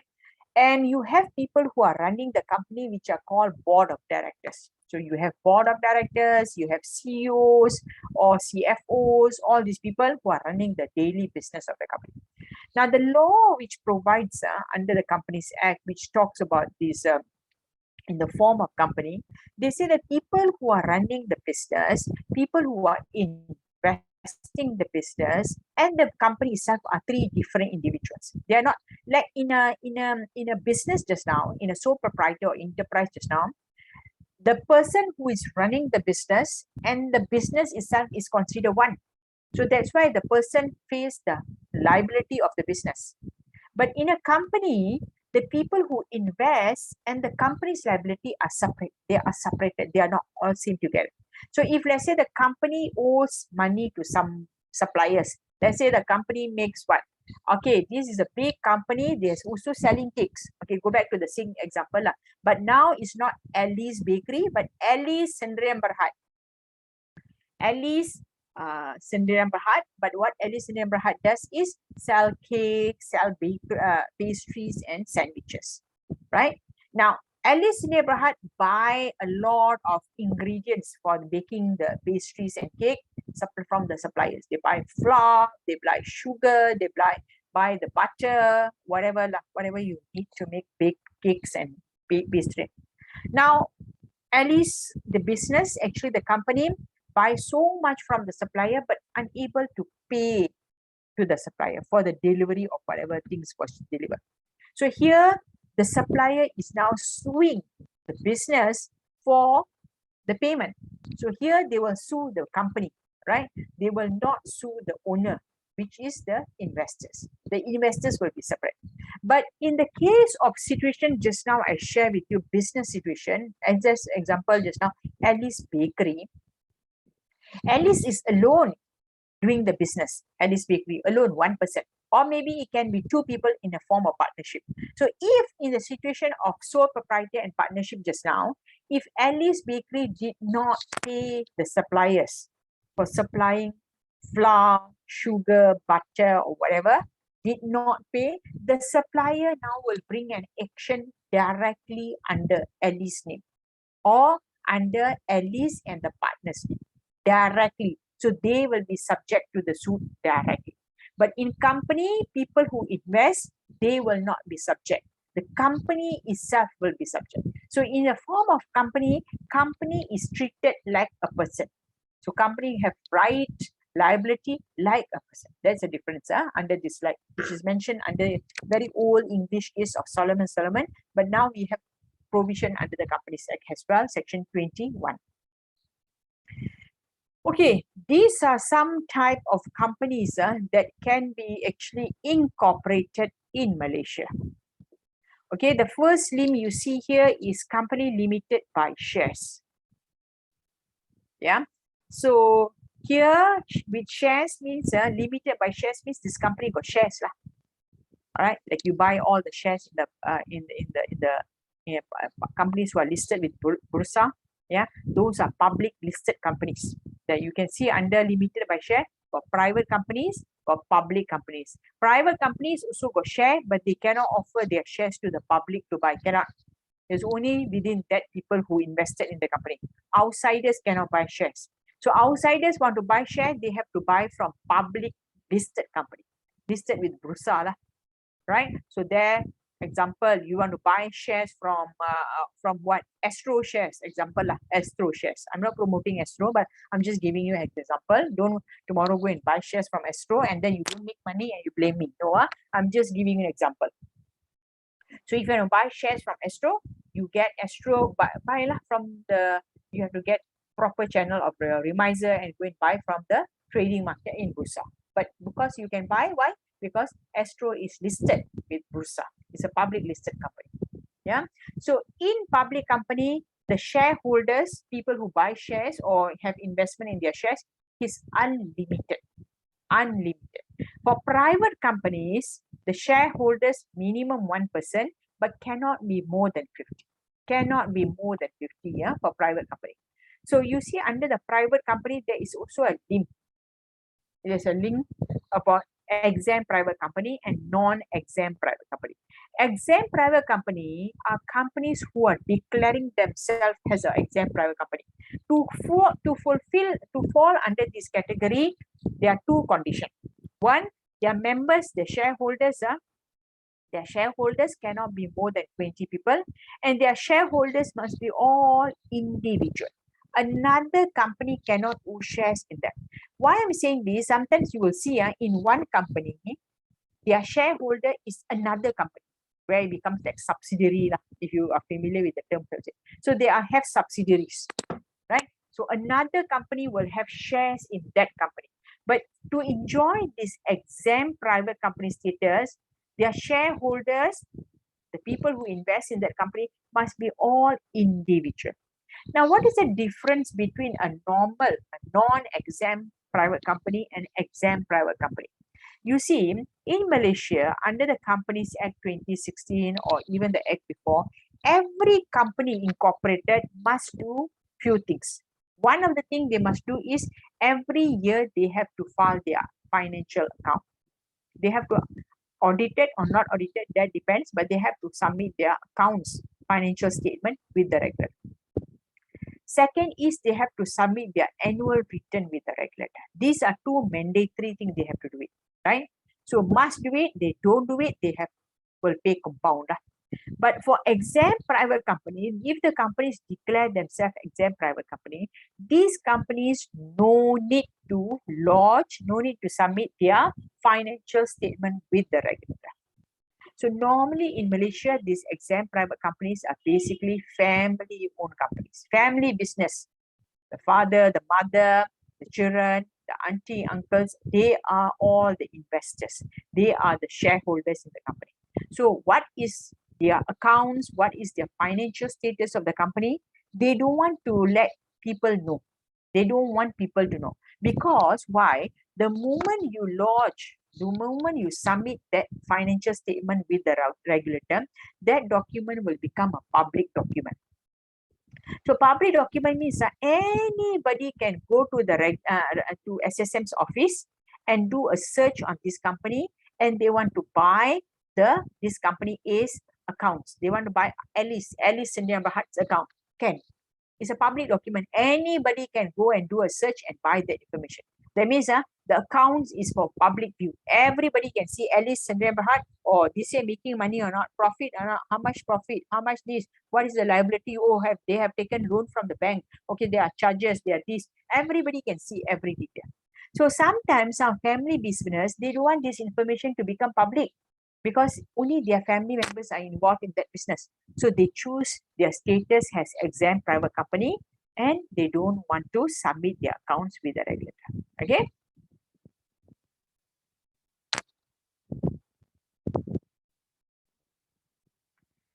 Okay. The second type of company is company limited by guarantee. So normally you will see sometimes, some company got foundation, yayasan. Very common, yayasan. I don't like yayasan Akal Budi. Akal Budi, right? Okay. But there are so many yayasan under the Ministry of Women, under any ministry. You can see a lot of people are doing charities. A lot of people are doing so many yayasan cancer, yayasan under the university. So many. These people all want to do, either they want to do some educational related yayasan, health related, because like I say, cancer, Yayasan Cancer Negara in Putrajaya, you can see that one. There is also research. University always also have Yayasan. So for R&D, all right, research and development, they have yes.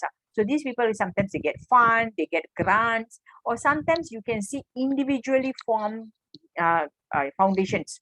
Okay, maybe foundation to form to help all the business entrepreneurs, the SMEs during the COVID-19. So there is somebody who actually formed this, and they probably do fundraising, they get probably government grant to help all these small business entrepreneurs, all right, to actually help them to actually roll back into the economy after the pandemic. So there are certain funds coming.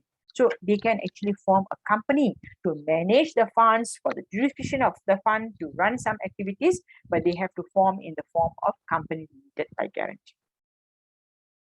Another one is unlimited company, like I mentioned to you. This one a bit not famous in Malaysia because the other one too, limited by shares. Here the liability of the investors, the shareholders, is limited how much they contribute. But this one unlimited means that anything can happen to the company. The liability of the company will carry forward to the shareholders. So the shareholders don't feel comfortable establishing this kind of company because they're scared anything happen to the company, they also will get up. Yeah. The box below that in the red box here is foreign companies. So foreign companies are also exist in Malaysia. We know we got so many MNCs, multinational companies who are foreign companies. They are always treated as registered in Malaysia. They are not incorporated in Malaysia. They are registered because the main company, the parent company, the mother company is always existed in their original country. So if let's say they are from Korea, for instance, so their parent company is in Korea. So they open another branch kind of thing in Malaysia or another office in Malaysia. So you'll be treated as a branch office in Malaysia because here they don't have to incorporate, they only have to register. Yeah. Can ask questions at this point, at this slide? Can I go back? Okay. You see, the companies are limited by shares, the private. Sometimes when you want to check a company, there's only $2 paid up. $2 only. All right. So which means to say, if anybody want to sue that company, it's only up to 2 ringgit? No. Oh. Okay. This was the problem last time. A lot of people, everybody, because at the beginning, sometimes people do business, they don't have capital. Yeah, correct. They don't have capital, but they want to form a company. So they open a $2 company. So that means one share, they will have minimum two people, two shareholders. All right. Yeah. So one shareholder got one share only, and the value of the share, they will put 1 ringgit. Yes. So it becomes $2 company. Uh-huh. But these people, sometime after that, while doing business, they're doing very well already. Correct. All right, they're very good, but they don't change their status with the regulator. They still maintain their $2 company. But actually, if you look at their financial statement, they are no longer $2 company, but they are actually worth millions already. Okay. Okay, so that was actually leaving people, the public. No, they are actually manipulating the public. Right? They manipulate people because people will be thinking, oh, this one is a very low profile company, $2 company, not doing business. Maybe they want to avoid tax. Maybe they want to avoid certain things. But actually, they are making billions there, but they don't change. But now, under the 2016 Act, they revised the law whereby the companies are not required to put the minimum, like 1 ringgit share, minimum, all that, but they can actually reflect the actual value of the share. Example, because now there is no concept of authorized capital anymore, right? Authorized capital means you must have minimum attachment of the value of the share. So that's why last time they will put one share, 1 ringgit they put, but which is very misleading. Either your company share can be actually one share, maybe 20 ringgit, but you just stick there 1 ringgit because you want to put the minimum amount there because they had authorized capital value lah. Or maybe your company's value of the share is now only 50 cents, but you still maintain 1 ringgit. But now the law have changed where the law say you put the actual value of your share. So if your share is 120 cent, then you put that amount 20 cent. So people whoever see or whoever do a search on that company, they will know, okay, the value of this company is this. So this $2 company is very misleading. I would say now don't have under the law. We still got the old companies which was incorporated earlier. They still never change anything. They still maintain their $2. But as a public, if you see the $2 company, sometimes you cannot 100% rely because these people maintain their $2. Actually, they are no longer $2. Maybe at the time incorporating, they were $2. They didn't have much capital. But now when they are doing business, they probably are worth million or billions already, but they still maintain their $2. And then the second question is, now they changed, it's not minimum 2 people, but say only one person also can be a private company, right?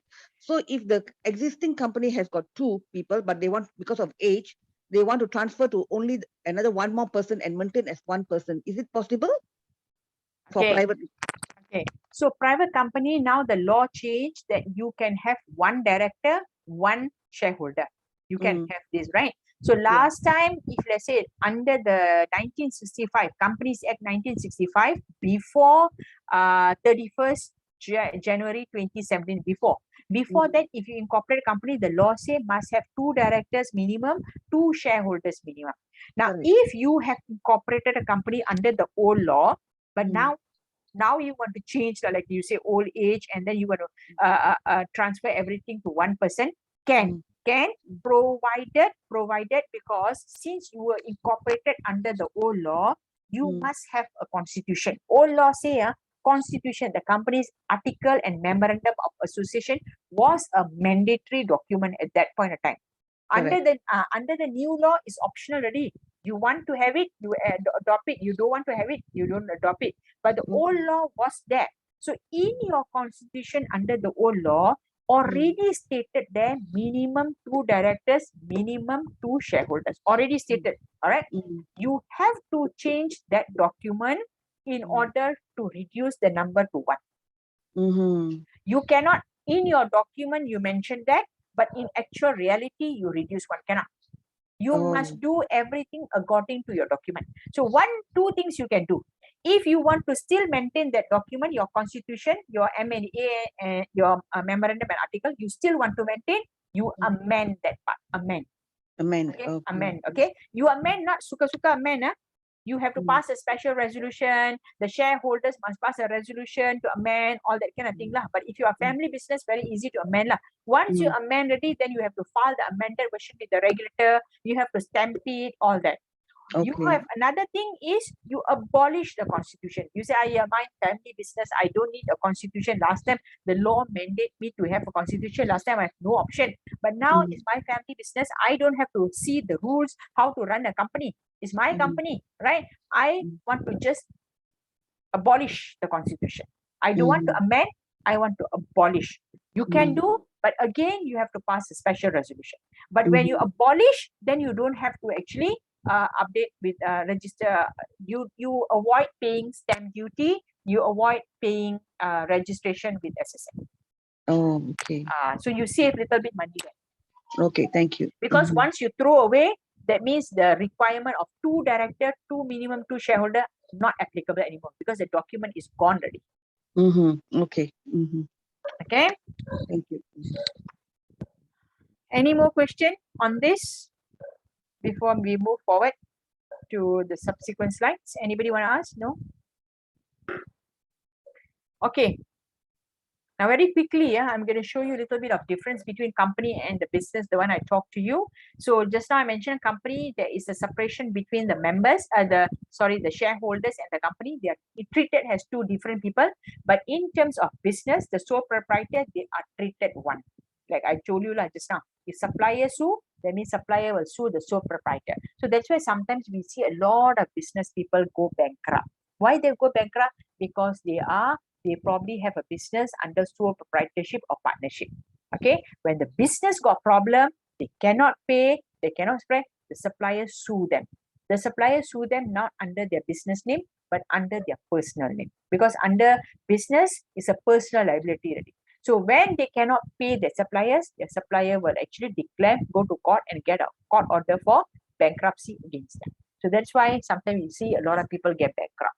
In a company, you don't see people get bankrupt because whatever hutang is owned, whatever debts is owned belong to the company, not the people behind the company. It's a separate thing. Company can exist continuously. People can change. You can change the shareholders, you can change the directors, you can change the CEO, everything. But in a business, cannot. The owner is no longer there, the business also will die with the owner. All right, so it's like that unless the owner transfer the business by filing Form B just now. But otherwise, if the owner is not there, the business goes.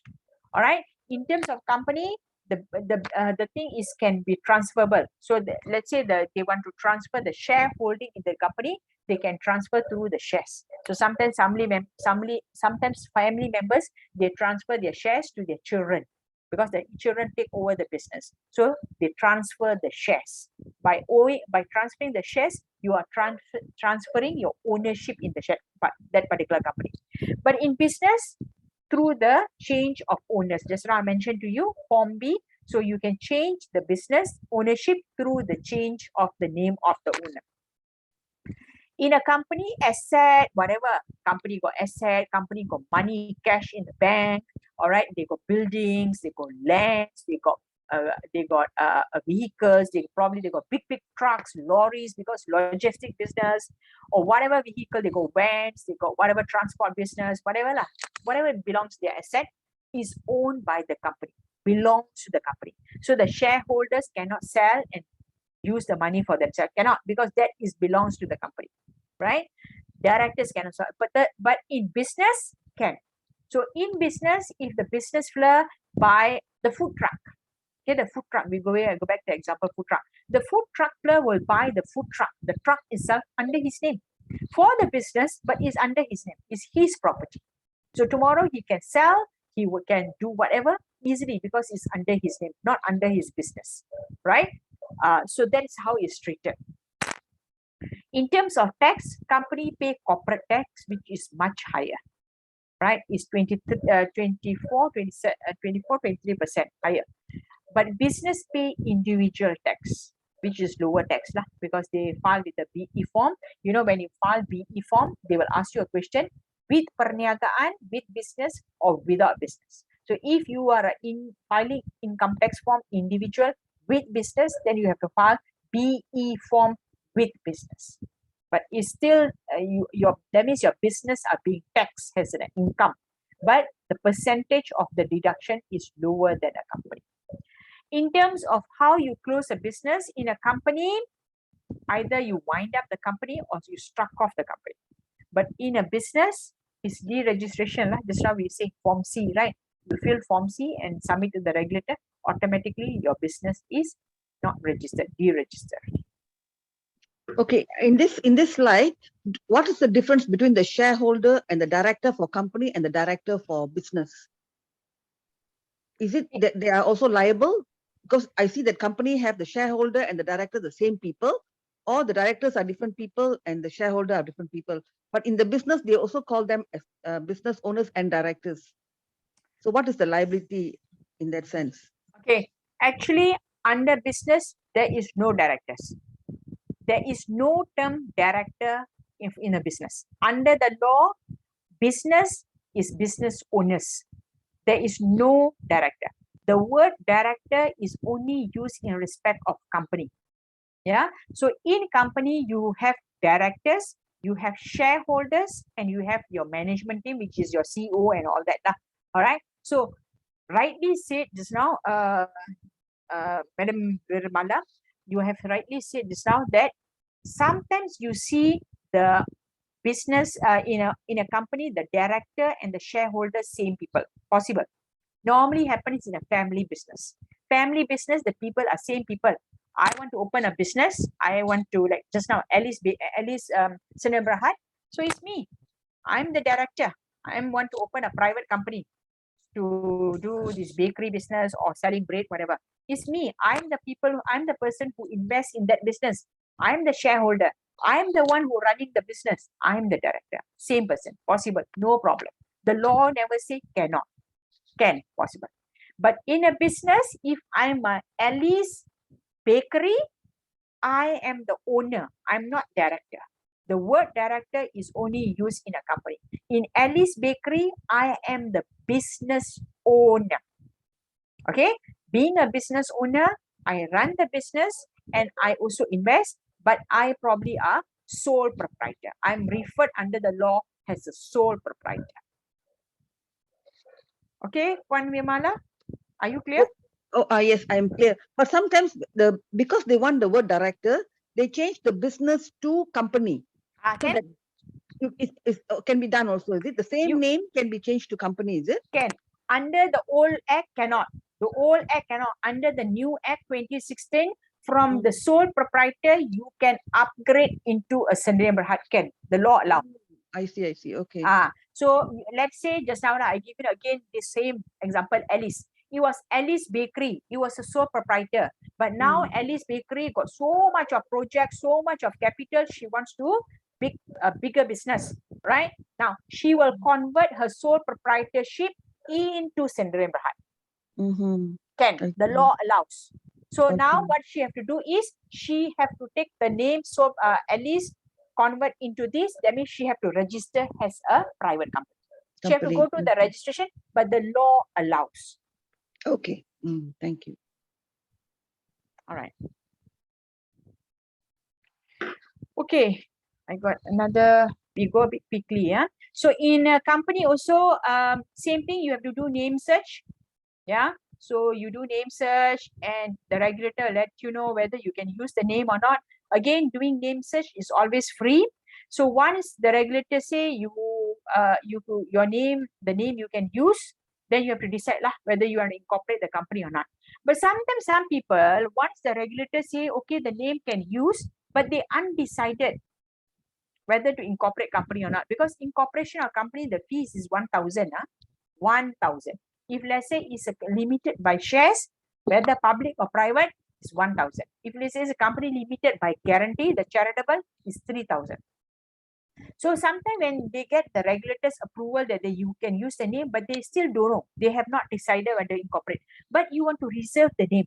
Because the moment you say, okay, regulators say, okay, at least Sendirian Berhad, you can use the name, but you undecided, you cannot keep the name.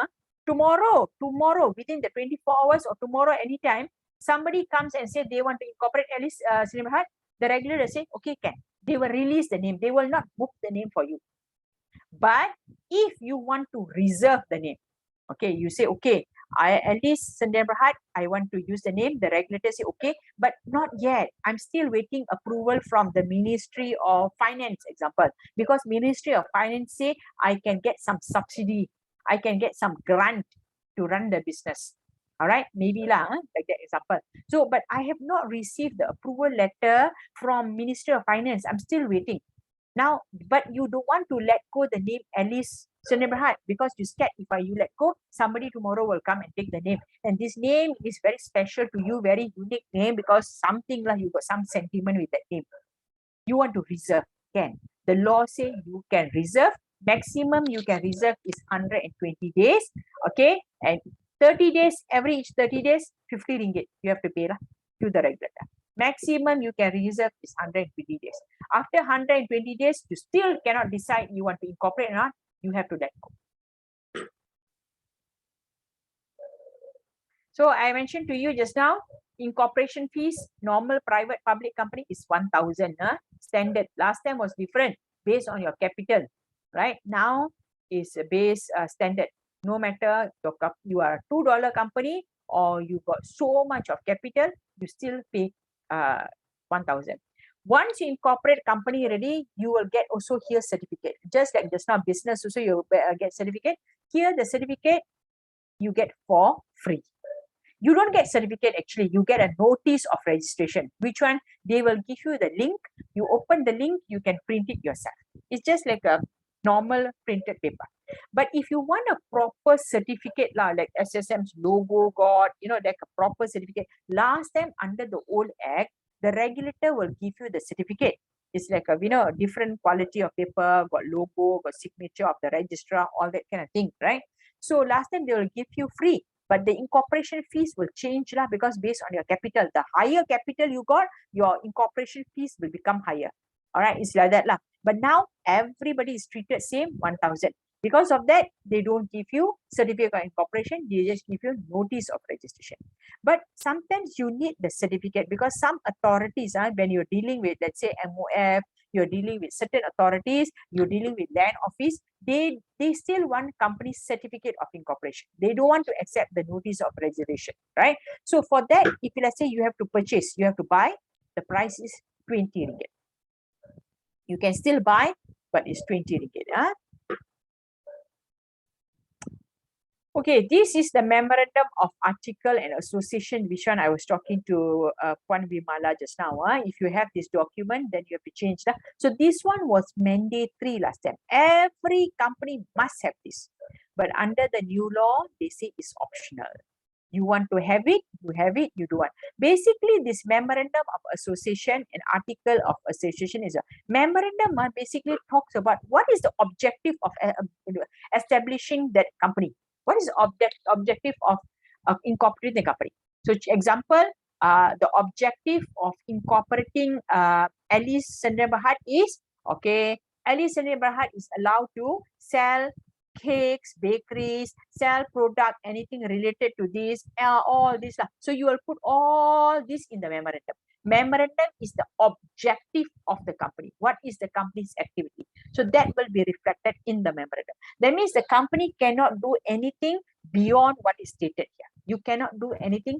Like just now in business, I remember I told you the form A. In the form A, you will describe the nature of the business. Once you describe ready, you cannot do anything beyond that. So same thing for company.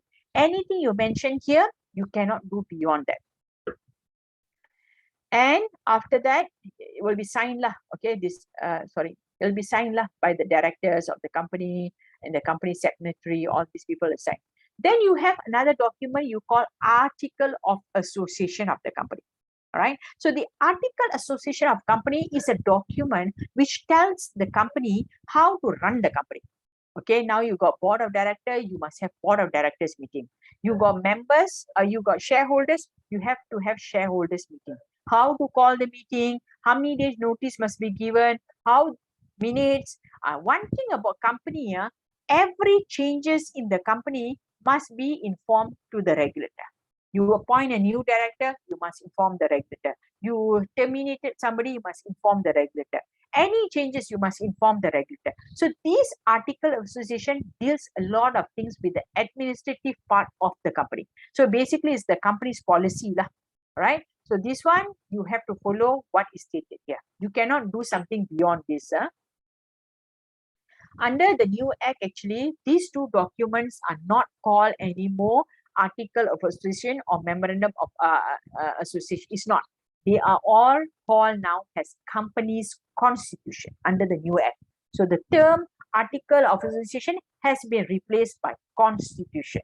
So this constitution is optional now, whether a company wants to adopt or don't adopt. Some people don't adopt because they say we are family company. We don't have to have rules monitoring us. We only have our own people interested. We are the shareholders. We are the directors, right? So we decide a lot of things at home, at our dining table.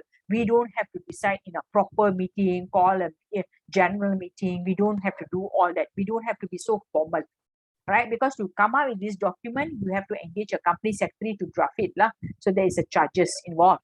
So some people want to probably save certain amount of money. Yeah. So all that kind of thing. So these are all sample lah. All right. So declaration of compliance, that you comply with all this company have to file in. This is a director's appointment. Yeah. So once the company incorporated already, actually now there is also a system how to incorporate company, which is called a micro ID system. Micro, that is here, micro ID system. You go through this SSM's website, micro ID system. Through this system, you have to again register, get password, verify, all that kind of thing. Normally, who can incorporate a company using micro ID system? Potential directors, potential shareholders, or also you can engage company secretary, right? So you incorporate company at that stage. At the time of incorporation, you have to name it who are the potential directors, who are the potential shareholders. All right. So if let's say tomorrow there is a changes in the name of the directors, you have to lodge with regulator notice under section 56 to inform the changes of the director. That means his name, his IC number, or maybe he's changed, means either he have resigned or a new person appointed, or the company himself have removed him. So all this must be informed the regulator within 14 days from the day of the changes. Okay, so if the company is using invoice, check, orders, receipt, letters, whatever, letter of credit or whatever, the company's name and the company's registration number all must be actually printed on that document, on that letterhead, all that.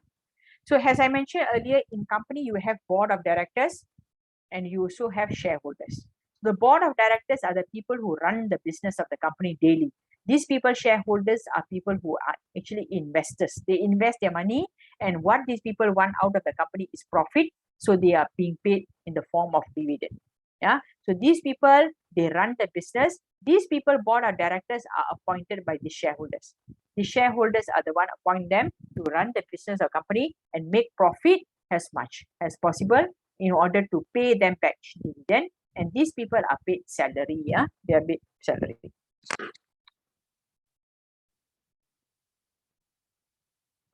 So just now we mentioned under the new law, if the company is a private company, you must have at least one director. If the company is a public company, you must have minimum all director. And these directors must have having a principal place of residence in Malaysia. That means they must have address in Malaysia. All right. If let's say they are foreigners, but they don't have address in Malaysia, that means they cannot incorporate company under their own name. They have to get a local person to be a director of the company. Solely, let's say 4 foreigners from Belgium comes to Malaysia and they want to incorporate a company.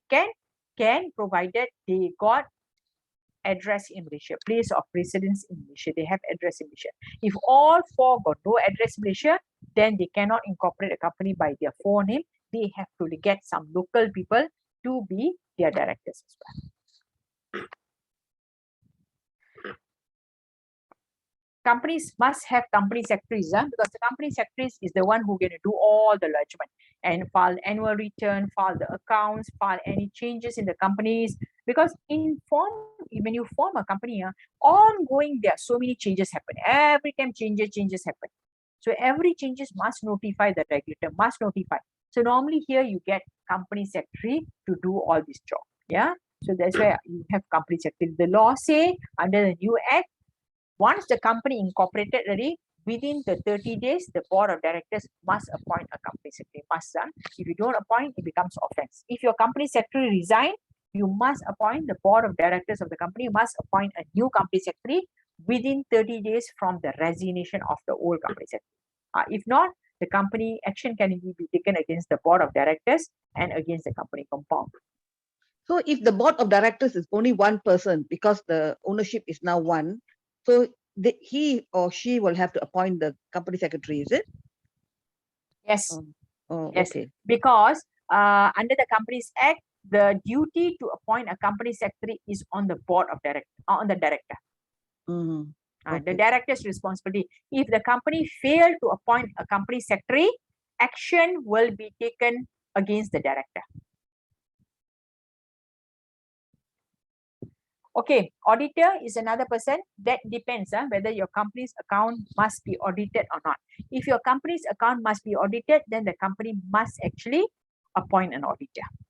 Yeah. So sometimes some certain private company, they are exempted from auditing their accounts. So if you fall under the exemption, then you don't have to appoint an auditor. But otherwise, general rule, every company have to get their accounts audited, and for that they have to appoint auditor lah.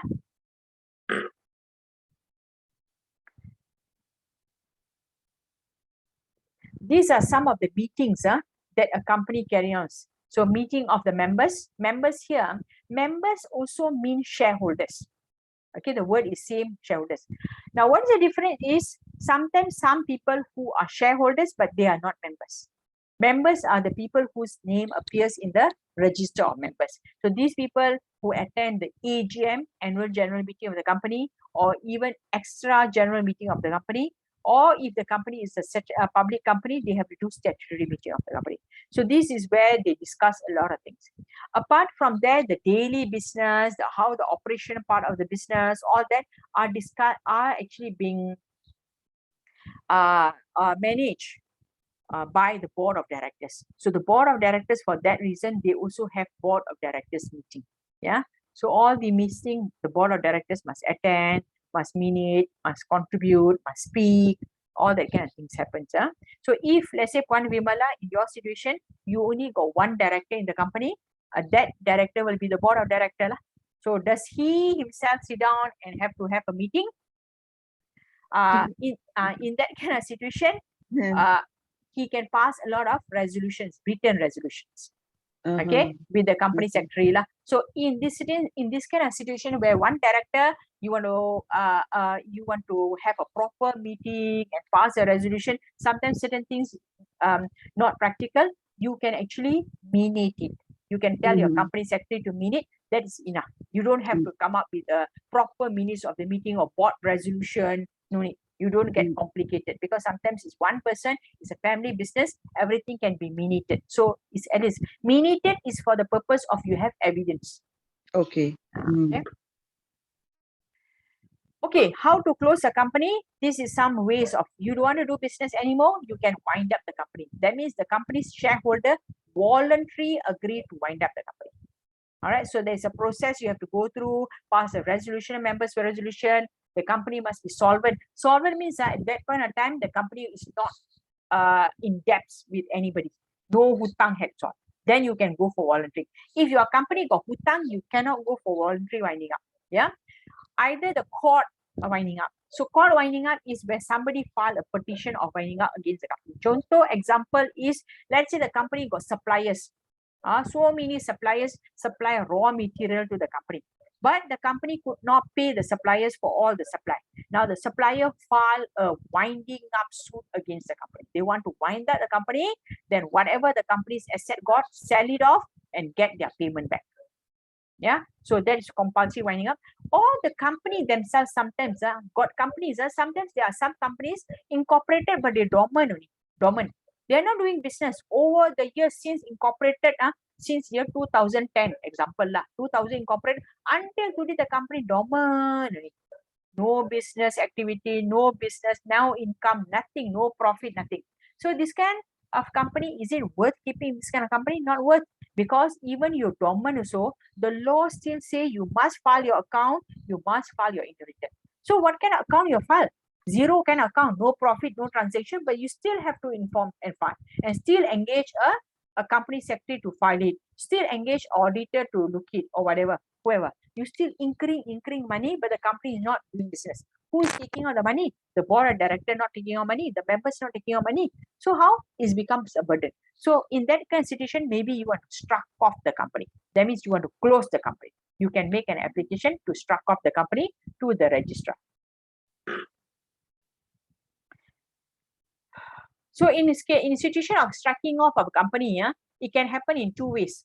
Either you make application to the registrar to struck off the company, you only pay ringgit Malaysia 100, but for that you must satisfy the registrar few things.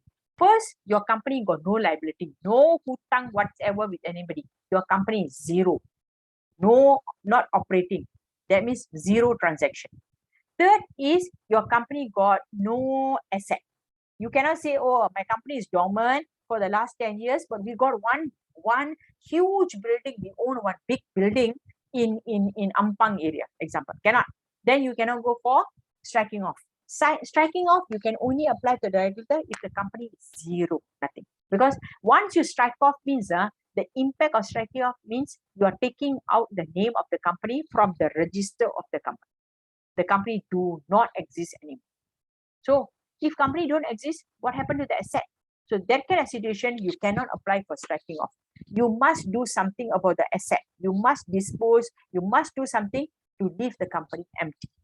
Or other circumstances is where the regulator himself, they can strike you off. Example, the regulator can strike you off, strike off the company if the company 3 years continuously fail to lodge annual return. 3 years continuously you don't lodge return, the regulator himself will strike you off. Or you do a business which is against the national security, national peace, or you do some business, actually you are doing some illegal business. What illegal business? You are selling smuggled items, smuggle rice, smuggle, some people smuggle cigarettes or whatever lah, illegal business. In that circumstances also the registrar can strike off. This one just to share with you some of the incentives, okay, offered by SSM during this pandemic. Okay, especially we are talking in year 2020, they also introduced certain incentive, but the one already expired and finished. So for this year, they also have introduced, which is going to expire very soon in 31st December.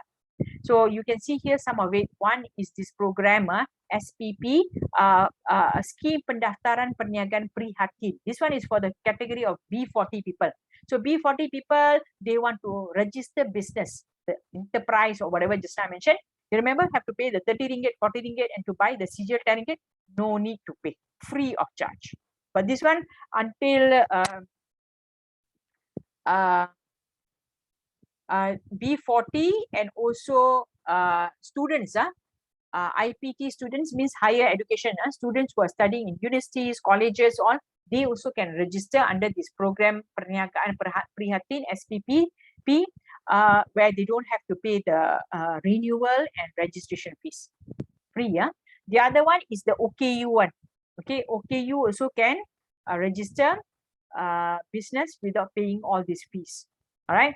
Melanjutkan tempoh masa pendaftaran SSM Biz Trust secara percuma.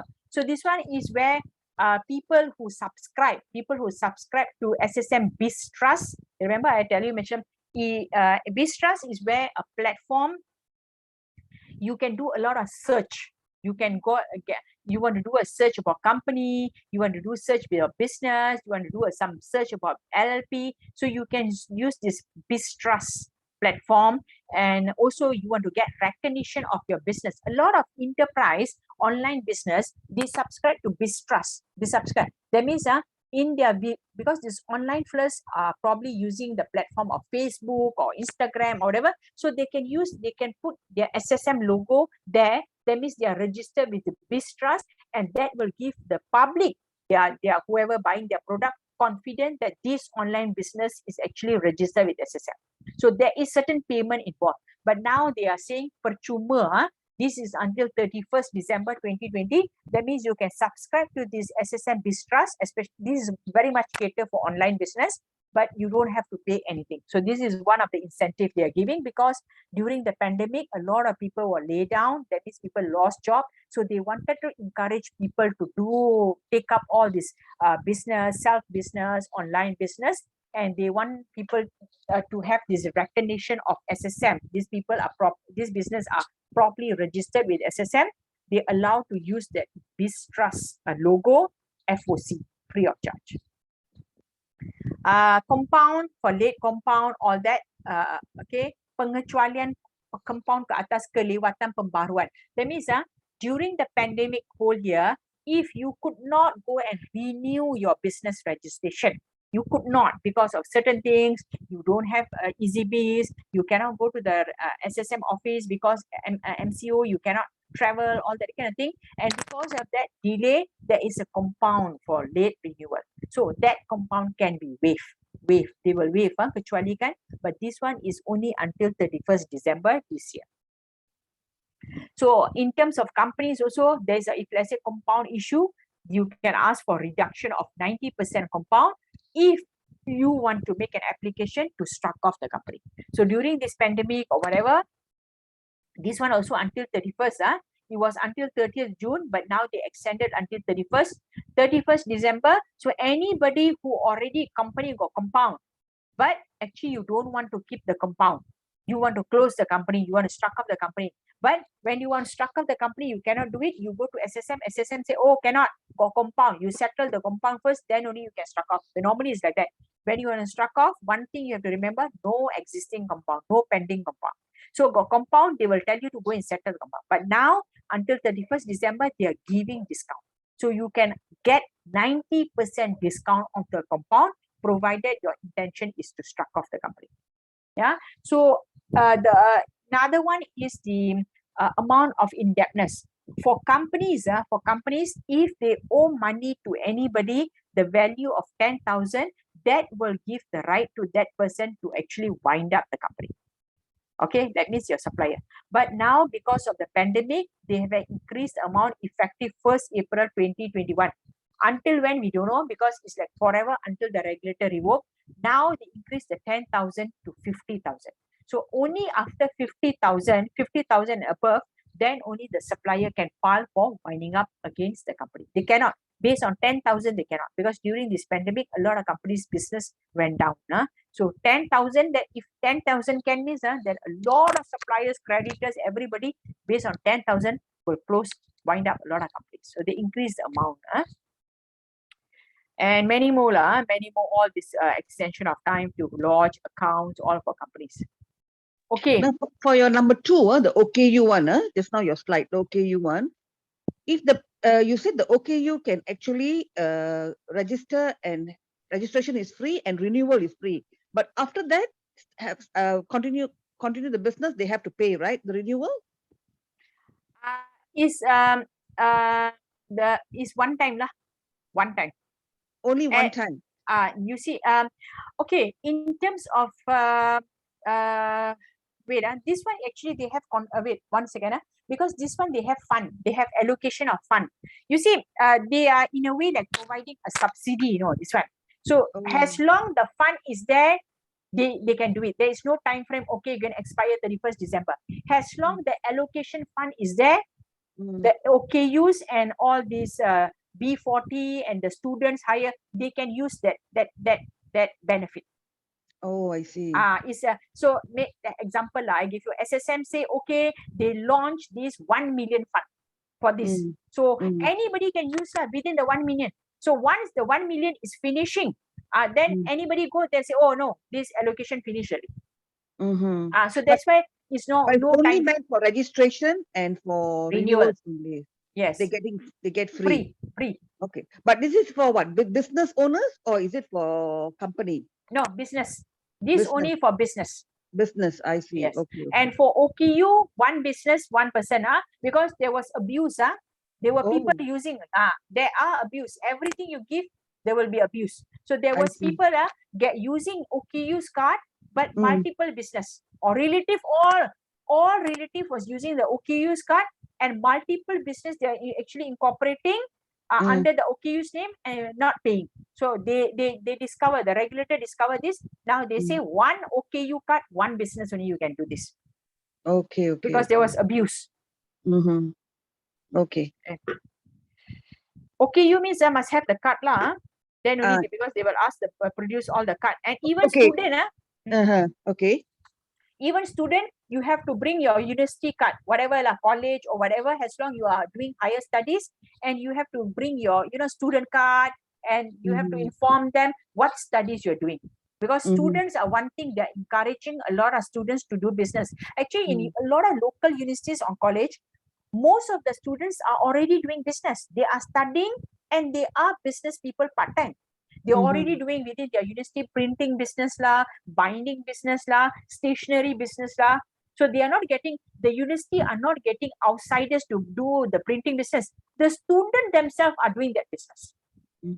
So these students all can do, but FOC. I see.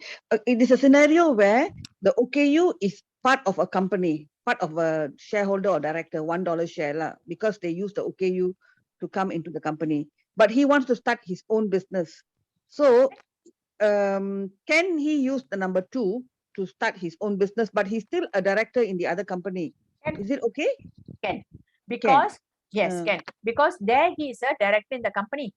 All right. Here he is the OKU, he wants to register. Until now, they never say, okay, for OKU, you cannot be a director of any company to enjoy number 2. They never say that. Oh, I see. So silent. Okay. So silent means you can use no restriction. And they are not going to check. They are not going to check when OKU comes for number 2. They are not going to check, okay, whether the OKU is a director of any company. They are not going to check that. Okay. All right. Okay. I got very limited time. Okay. LLP in nutshell, I'm going to very quickly say, LLP, as I mentioned to you, is a combination of some countries already have LLP. LLP is a combination of business and a combination of a company. They are both. They have element of this, they have element of that. Their element of company is the limited liability thing. You see, just now when I talk about business, I also talk about partnership. Remember? That partnership is a conventional partnership. That partnership is attached with personal liability. So in a business concept, if there is a partnership, anything goes wrong with the business, the partners can be sued directly under their name. But if the partnership is in the form of limited liability partnership, anything goes wrong with the business, the partners cannot be sued personally, but people must sue the business, the LLP. They must bring an action against the LLP. So here is where LLP have the concept of a company. Right? So in company also, anything goes wrong, you cannot take action against the shareholders. You take action against the company.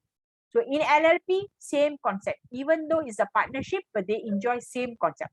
Another thing is about flexibility of internal management. Now, this part, they enjoy the characteristic of a business. In a company, you must do AGM, you must do board meeting, everything is so structured. Must send notices, must pass resolution, must do this, must do. But in LLP, you don't. You run the business like a business of not like an enterprise, like a business under the business registration act, like a sole proprietor, like a conventional partnership. So there is a flexibility given there. Yeah. So this is some of the flexibility lah. So they have enjoy the flexibility where the people in this partnership are not personally responsible, not personally reliable, but the business itself, the limited liability partnership is responsible. All right. So they have perpetual succession means people can come and go, the partners can change, but the LLP can exist forever. Yeah, so partners can change, all that. Yeah, I mentioned that already. So little bit difference between the old partnership and new partnership is here. The old partnership don't have separate legal entity. The partners personally responsible for everything. But in LLP, what happened is the entity is responsible. In conventional partnership, liability is unlimited. They get personally liable, they get bankrupt. But in LLP, no. In partnership, the partners are no longer there, the business die. In LLP, the partners can no longer there, new partners can come in, right? So property in LLP belongs to the LLP. In normal partnership, property belongs to individual partners. So that is a little bit of difference in between of this. Okay, is there any question? We got another 8 minutes. Anybody wants to ask any question? So do we have LLP companies in Malaysia under Yes, SSN? we have. Yes, we have. Ever since 2012 until now, we have about right now about 10,000, 10 to 12. I think now about 12,000. But LLP in Malaysia now, which is incorporated, mostly are service related. Service related means they are providing professional service. Not business people have not incorporated LLP so much. Service related is the professional like accountants, architects, company secretaries, lawyer, law firms. They are mostly incorporating their business into LLP now. Because last time this profession, they have partners, they were under the old partnership, the conventional partnership, but they saw danger because law firm, example, I give you a law firm. Law firm got 3 partners. One partner is a bit, they don't, one partner, let's say, don't comply with the law, do a lot of hanky-panky, do a lot of this kind of thing. If anything goes wrong, all three partners will kena. But if let's say now they convert their conventional partnership into LLP, if anything negligent happens, each partner will not be held responsible, but the liability, LLP will be held responsible. If anybody wants to sue for negligence, for anything, instead of suing the partners, they will bring action against the LLP. So that's why we can see a lot of these people who are providing professional service, they have converted their business from conventional partnership into LLP because they're scared of the liability.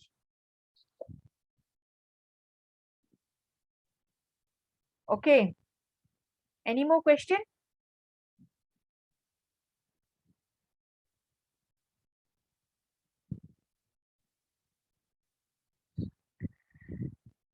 Let me see the chat box.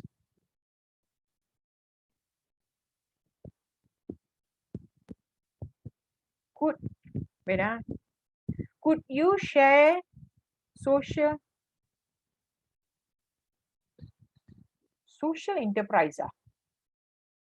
What is the procedure and process, and to which government body does social enterprise entrepreneurs?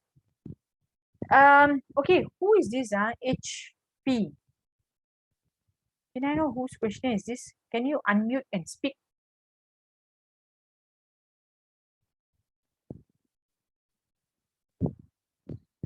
Because I'm not very clear on your question. What do you mean by social enterprise?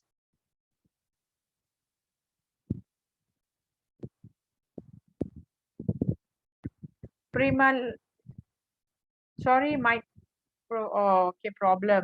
Okay, you just type in the chat box. You give me an example. What kind of social enterprise you are referring at? You just type.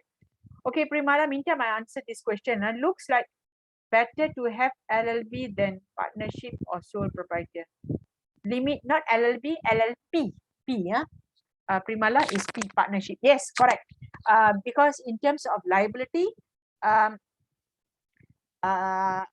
it's better to have LLP lah, limited liability partnership. But Primala, again, in which context you are talking? If you are doing business, you want to incorporate LLP, can, no problem. But why last time from 2012 until now, we see a lot of professionals are using LLP as compared to business people?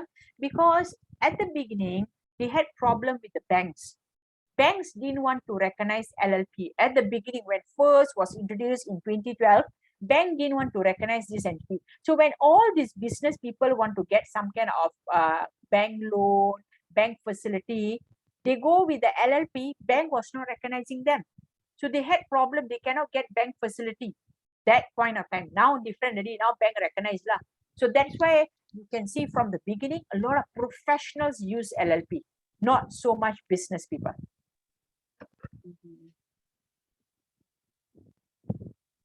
Okay.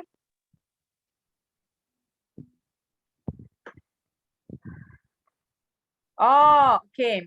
Social enterprise doing charity business and non-profit. So your question is, do you have to register with SSM? Okay, if you are doing this kind of charitable activity, non-profit organization, depends. Okay. You see, in Malaysia, when you want to do all these charitable activities, either you can use as a society. It can be in the form of a company, it can be in the form of society, it can be in the form of trust incorporation, trust companies, right? So if let's say you want to use a society, then you have to register with the registrar of a society, ROS.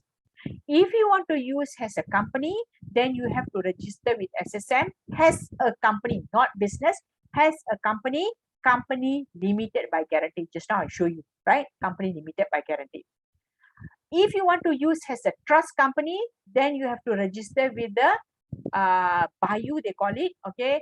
It's the Legal Affairs Department in the Prime Minister's office. Got another one there, where they register the trust incorporation and trust incorporation. They call it trust company, trust incorporations, right? So they also can do all the charitable activity. So in Malaysia, there are many ways if you want to do all this NGO charitable.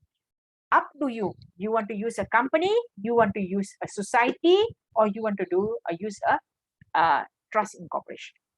The only thing you have to understand, if you use society, then you have to follow the concept what is provided in the Registration of Society Act. Okay, in Registration of Society Act, you must have members, you must do annual meetings, you have to do all submit account.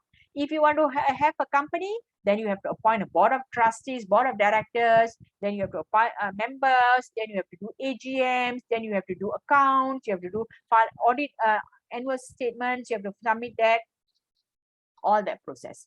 If you want to incorporate a trust incorporation, then you have to follow under the other.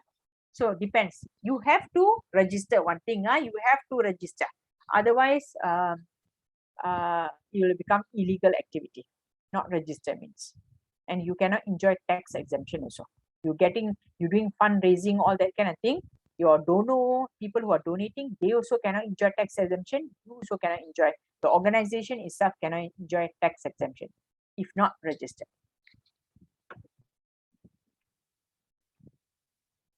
Okay. All right. I don't have see any question in the chat box. On that note, Arina, you are there. I can see you. We will end the session. And then thank you to those who have actually posed question and participated. I hope this 3-hour session, actually you have benefited, you have learned little bit in terms of maybe clear picture in terms what if you have not started your business, what vehicle to use and what need to be done. All right. On that note, I will end the session and thank you very much. And thank you to Startup Malaysia for having me to speak on this topic. All right. Stay safe and take care, everybody. Thank you. Thank you so much, Ms. Ravin. Thank you to all participants for joining us today. Now, we've reached the end of the program and this whole session is recorded. So if you wish to re-watch this session again, the link will be sent to you via email. Now, this is actually our second last workshop for the Pivot Workshop series. The whole Pivot Workshop series is coming to an end. The last workshop will be happening on the 9th of December. So the workshop will be on Instagram makeover. So if you're running your own small business or you you personally know any business owners who would benefit from the program, please do let them know and sign up for the program. Okay. Regarding this workshop, I will launch a poll to see how this session was for everyone.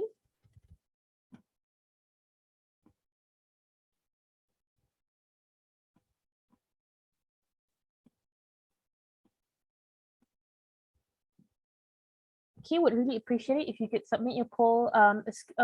Something will pop up on your screen. We'd really appreciate it if you could submit the poll. And also, we have a webinar happening on the 2nd of December on copywriting for social media. So that program is free as well. It's only 1 hour long, and it's for copywriting, as in writing text or captions for your social media posts. Okay, with that, we hope to see you again in our upcoming programs in our final workshop that's happening on the 9th of December on Instagram Makeover. So please do come and join us, and we hope to see you soon. Thank you for joining us today. Stay safe and have a good rest, everyone.